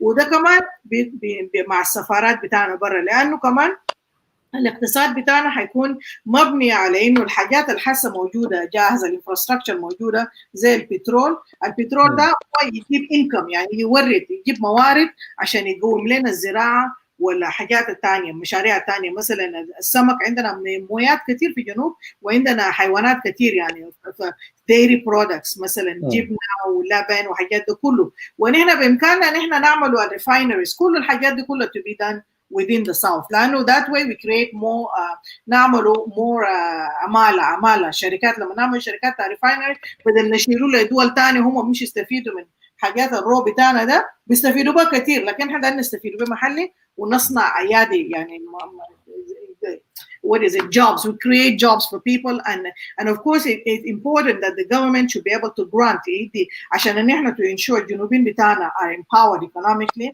الحكومه لازم يدي ديون اي زول داير يبدا بافكار مشروعيه، يعني اي زول داير يعمل، لانه نحن بادين من زيرو، ما في عندنا يعني الناس البيزنس بيبل وعندهم كابيتال خلاص وراس مال شنو، لا. We need to empower people, we need to give them loan, and that's why we look at women, we look at disabled, we look at orphans. يعني كل الناس اللي بالذات ضحوا من اجلنا، الناس ضحوا من اجل الجنوب عشان يكون دوله الليله ده، لازم اننا نقول لهم شكرا. الشكر بتاعنا ما بس في شعارات والثقافات والتثقيف بتاع الناس. No, we have to show it to them also through the economic empowerment. So loans must be friendly to such communities, favored to such communities. لانه عندنا ما اقل من 500,000 families like that.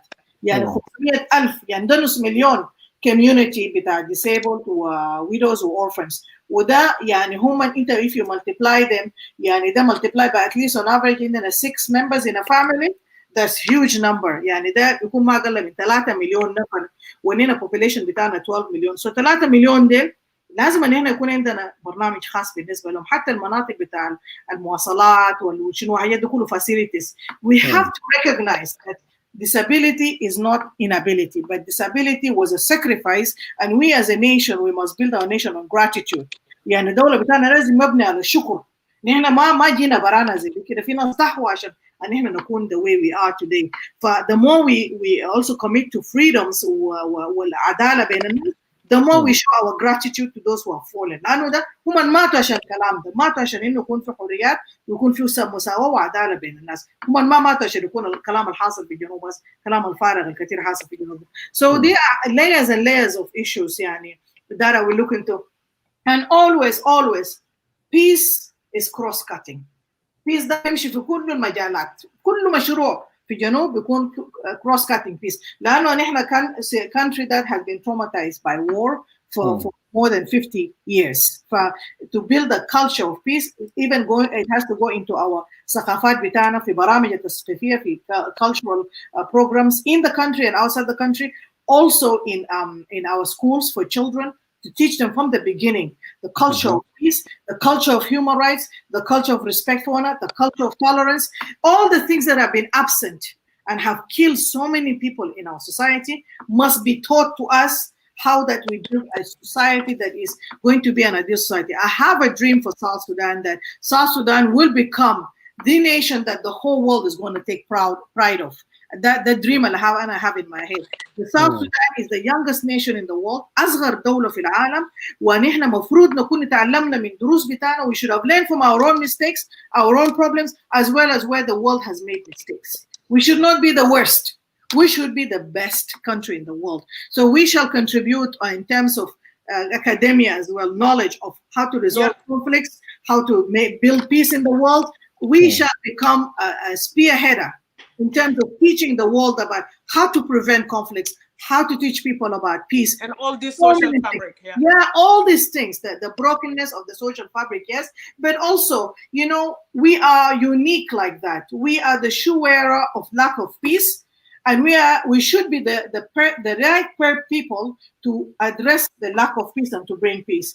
But we must also not get that information and close it to ourselves only, but we must share it with the world so that we solve problems around other countries in Africa. We become, actually within no time, we become not only an economic giant, but also a peace exporter of peace. And this discussion, بالمناسبة ما جديد, this is the discussion I had with President Kiir a few weeks before we had our referendum, when I was tasked to develop our foreign policy for South Sudan. I sat down with President Kiir, and this is the discussion I had with him, and he made me feel that is exactly what we're going to do. But obviously later on I found that it's all, you know, lip service. جنوبين بيتكلموا لكن في نهاية اليوم كل زول تراو كان عنده حساباته تاني. أنا داري أشيل مليون وأنا داري أشيل what? They were having other agendas, you know. Yes, you are talking the future for South Sudan, and you're talking, like, even I included the issues of, for example, the ABA, the issue of Darfur, the issue of Darfur, the issue of Nuba Mountains, the issue of Blue Nile. I said South Sudan now we're going to be an independent country, a member of the African Union, and a member of the organization, and a member of the IGAD countries, and a member of the United Nations. We have a voice to vote and to lobby other countries who may not know about those marginalized Black people of Sudan. So we have the knowledge, we know them, they are fought alongside us. We have the duty and responsibility to also lobby other African nations to talk for the behalf of those people who have been marginalized in Sudan. But unfortunately, the comrades I worked with, be it Pagana Moon, be it Salva Kiir, be it Riek Machar, even Riek Machar, I wrote to him a whole letter to develop a whole commission for the diaspora, because I said the diaspora is a huge untapped skilled resource. They're knowledgeable, they're exposed, there's so many things, so that they can be channeled through the embassies to be recruited officially into South Sudan to come and work as teachers, as nurses, as doctors, as whatever, in a professional manner. And I wrote a letter like that in the task force when Riek Machar was our chairman of that task force. And I lobbied people in the floor until they endorsed it. So we gave it to him. It never came part of his recommendations and the formation of the task force. So I have all those documents. I have all those people keep telling me, what were you doing? I was doing things back to back. I mean, when you look at my face today, I don't sleep. I'm a person, I don't sleep. I'm working around the clock all the time, trying, like I said at the entry point at the beginning, we have to walk together once and for all. We cannot walk and leave anyone behind. We leave anyone behind, that one is going to create a front and say, you have forgotten me, so I'm going to rebel against you here. So we all have to, we cannot talk the word of justice selectively. We have to really walk the talk of justice all the way and through and be genuine and authentic about it, you know? Together. So, yeah, together, in togetherness. That's why I always say, we together, togetherness. I mean, I cannot overemphasize that. We all have to work together to build that great, wonderful nation and to make it an example in Africa and the world. We come with a lot of knowledge. We're the buffer. We know about Arabism, radical Islam. We know about colonialization by the West. We know about we were colonized by the Turkish, by the British, right, the British. By the Egyptian to a certain extent, by Arabism. We have seen so many things. South Sudanese is unfair. We witness all that and we're keeping quiet about it. What are we doing to leave a mark in this world? And هنا قاعدين نعمل شنو في الجنوبين في دولة جنوب السودان عشان نخلوا بصمة في العالم ده. قاعدين نقتلوا في بعض بس. All we do is we're killing each other. My tribe is better than your tribe and your tribe is better. That is stupid. Because you know what? Africa, the population is no less than 2 billion. and احنا الناس الأسود في العالم كله ما أقل من 2 billion. That makes us ان احنا أكثر من الصينيين والهنود. ان احنا أكثر من أي زول في العالم. لكن شوف ان احنا we're the poorest. And when Africa has more than 70% of the resources of the world, أكثر من 70% من الريسورس بتاع أفريقيا في العالم كله موجود في أفريقيا. So ان احنا بس فاضيين نشتموا في بعض ونشاكلوا في بعض. كان خلصنا انا كان انا نوير انا بشتم في دينكا، كان ده دينكا انا بشتم في نوير، كان ده باري بشتم في دينكا، ده دينكا بشتم في باري، لغايه ننتهوا من نفسنا هنا. ده مره ساكت، ده شنو يعني ما كلام فارغ، ده جنا صغير، ده ما بعرف شنو ده جنا صغير. وتعرف هذول التشاينيز هنا قاعد يعني شنو؟ قال والله ناس افريقيا ده خليك يقتلوا نفسهم تمام عشان شنو؟ بلد بتاعهم يقبلين. Let us think about all these things, and we have to get out of the box. We have to get out of our limited horizons. The sky is the limit for the black man, for Africa, for the society. As Africans, we have the resources, we have the human resources, we have the land, we have everything. We just need the right people in the right place. So for me, I do not see South Sudan work in isolation and on an island from the rest of Africa. So as we walk side by side with all our communities, as we, the South Sudanese people, the identity and the right person, the right place, and work on it, putting food on the table of each and every family in South Sudan, we also work together with our Pan-Africanists within the continent. Africa must rise. Africa لازم يقوم على حيله عشان الإهانة بتاعنا لما قاعدين يعملوا لنا في كندا ولا في أمريكا هم ما قالوا إنت يا جاي تنوير ما they do it for you as a black man. True or false? They do it for you, my sister, as a black woman. Not because not because it's no, they do it for us because of we being black. So let us think bigger all the time. And this thing really frustrates me because every time people say to me, Sudan, why do you talk about we and because we have to unite. There's no وحدة بتاعتنا في الجنوب والوحدة بتاعتنا في شرق افريقيا والى اخره لغايه ما نتوحد كلنا عشان شنو؟ When we bargain with the Chinese government about our fisheries, about our cattle, the dairy products or whatever, we bargain with the right price. Because you have the bloc within the COMESA, within East Africa, behind you. Like China has 1.2 billion people and South Sudan has 12 million. So you tell me that when we go to negotiate with China about the price of oil, they're going to be fair to us? And then only 12 million. Wala denka kam million, wala nwer kam million barao. Wala Equatorial kam million barao. Can we negotiate with China 1.2 billion? We can't. We can't. Can we negotiate with America land to 300 million? We can't. Unless we unite and we have a language of understanding within East Africa as well and within Africa, we know we're together on this. And so when we say the price of oil drum is this, it is this. When we say the fish is the prices, as ours is organic, it's more expensive, it's more money. But people really must understand the language of unity is why. This is why woman is not your enemy. Ya Junubin ya Rujal. Al-Mar'a is not your enemy. Mara is your other hand to clap together, to join together, to work together, so we move forward. That's what it is. Malaysia, you know, this thing always burning me every day. The people, and I'm wondering, let me tell you,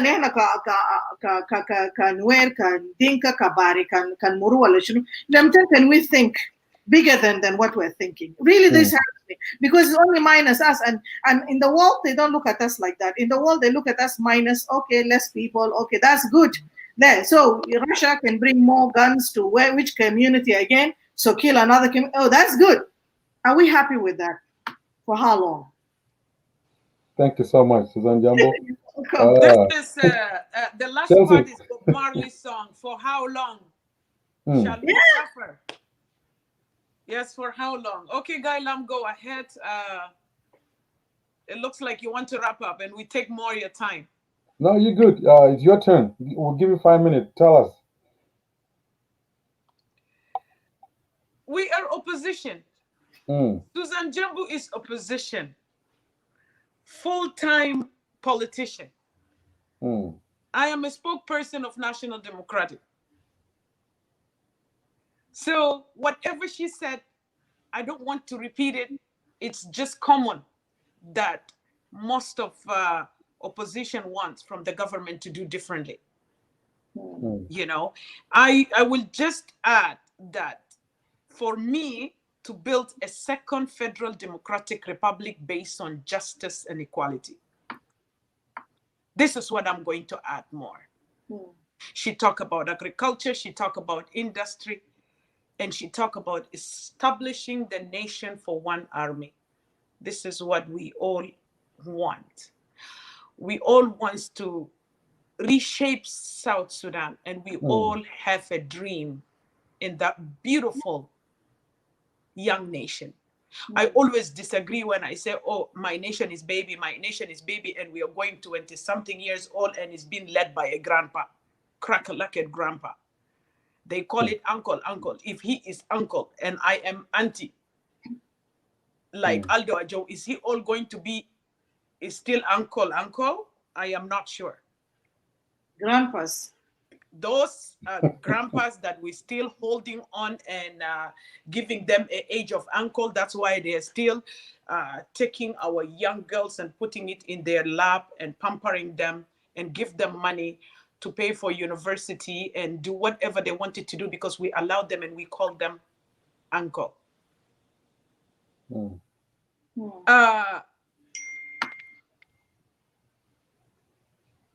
I just want to add a bit of, we need a new constitution that can go for referendum so we can govern our own.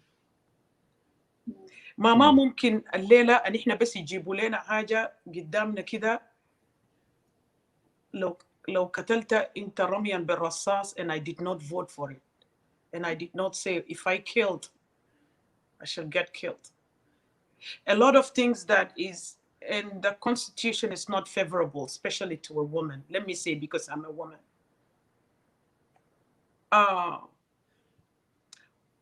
When can we do it differently? How those people in the regime going to be exiting? Big question. How our grandpa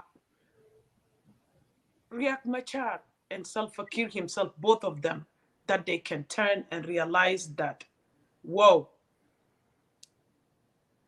we take this country to the mud.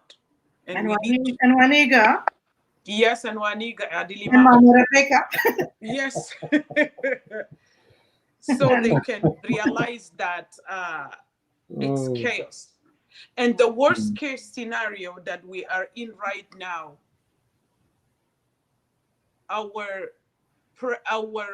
it's not my president, the president's health issue. That is going to bring crisis more. Because once something happened to him, look at our constitution. Look at how many vice presidents, and look at the chaos that the country will go into. So we are in a fragile situation that I wished and I prayed that one day, if they looked around and they hear the innocent soul of a South Sudanese child that is hungry and cried, that they will just say no.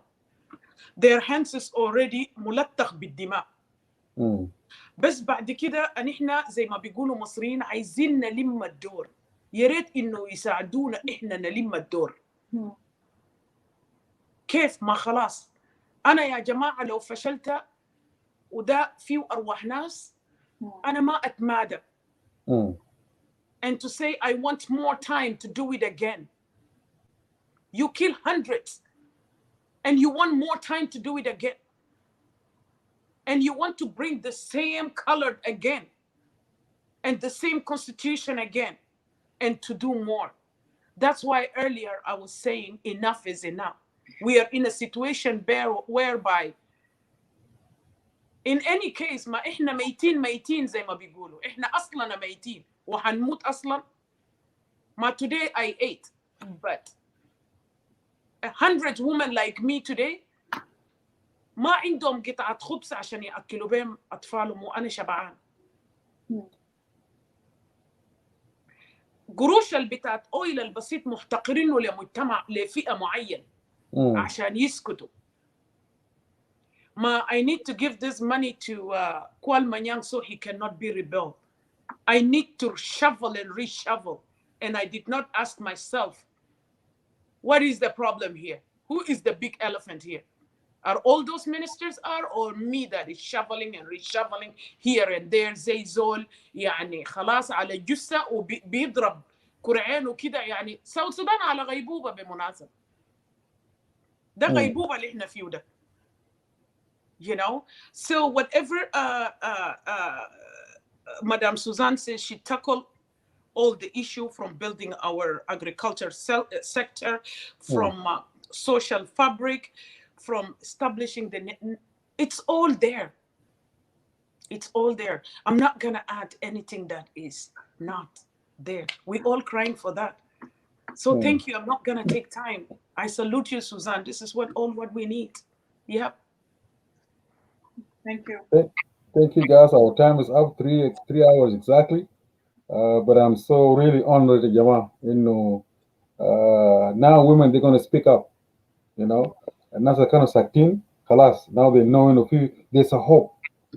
You know, you guys really have done an awesome job. I hope people will share it and will learn from it. And Nas al-Mahidru, later on, they will come and watch it. And they will see, you know, المساوين بتاع هسه women بتاع هسه ما زي زمان. You know? Yeah. Time has changed. We are احنا في 2021. It means that no, العالم الحسن ما زي العالم بتاع زمان. Yeah. You know? And this is just the beginning. I'm sure there's going to be more. And I really appreciate, you know, you guys accept to come to this humble platform. And let's continue fighting until everybody يكون لغاية ما الناس كلها ياخذ راحة يلقوا راحة إنه كل زول بيكون مبسوط زي ما أنت you mentioned earlier, Madam Suzanne. You will not stop until Junubin كلهم يحسوا إنه, you know, South Sudan is the youngest country, لكن بكرة نكون proud. Yes. You know, tomorrow we will be proud. You know, I'm from South Sudan. Yes. You know, Chelsea have even mentioned a lot. You know, of course, even if different opposition, the goal is one. The vision is all one. You know, we need change in our country, and change usually starts within us. So let's work together for better tomorrow. Yes, we need to work together. That's Thank true. you, guys. God bless Thank you guys. So much. Thank you for your time. Thank you so much. Thank you, Gaila. May God bless you. Thank you. The day Thank that you the so woman much. nice today. Thank you so much. I appreciate. Thank you. God bless you Salud. guys. Thank you, Susan Jambo. I'm very humble. Thank you so much. Thank you, guys. Always good. All right. Good night. Bye-bye. Thank you. Wow, that was powerful. We come to the conclusion. We come to the end. But on Tuesday's show, please don't miss it. هنيجي نراجع كل كلامات that Honorable Susanna Jambo talked about, our sister Chelsea talked about. We're going to analyze everything that about this show, especially when it comes to women's rights, when it comes to responsibility of a woman. I know we have a lot of work to do, but this is just the beginning. So I urge you on Thursday, 8:30, let's come together and try to talk about the topic that we talked about today. Ta'alu kullukum. And I'm sorry I did not give chance to the viewers to come and say something because we have guests إنه جايين هم جايين يتكلموا في topic بتاع الليلة. So I thank all of you guys. Please share it with your friends and your loved one until we meet again, inshallah, by the grace of Almighty God on Thursday. Remember, we have a lot of work to do. And thank you for being a part of Family Common Sense show where you drop your sense. Again, thank you all. Come again. On Thursday, we're going to continue, inshallah. And I will do my recap, inshallah, on Tuesday because of our time frame. We have to respect our time because there's other people that are working also in the morning. Nadim Forse Inumu, and then inshallah we'll start everything on Tuesday by God's grace. Thank you all. Please stay tuned. وخلينا نكونوا نشتغل سوا. There's a lot of things that we need to do. There's a lot of good news are coming.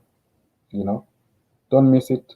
Again, inshallah, on Thursday, I would like to see all of you guys again. God bless you and have a good night. Stay blessed. Shalom, shalom.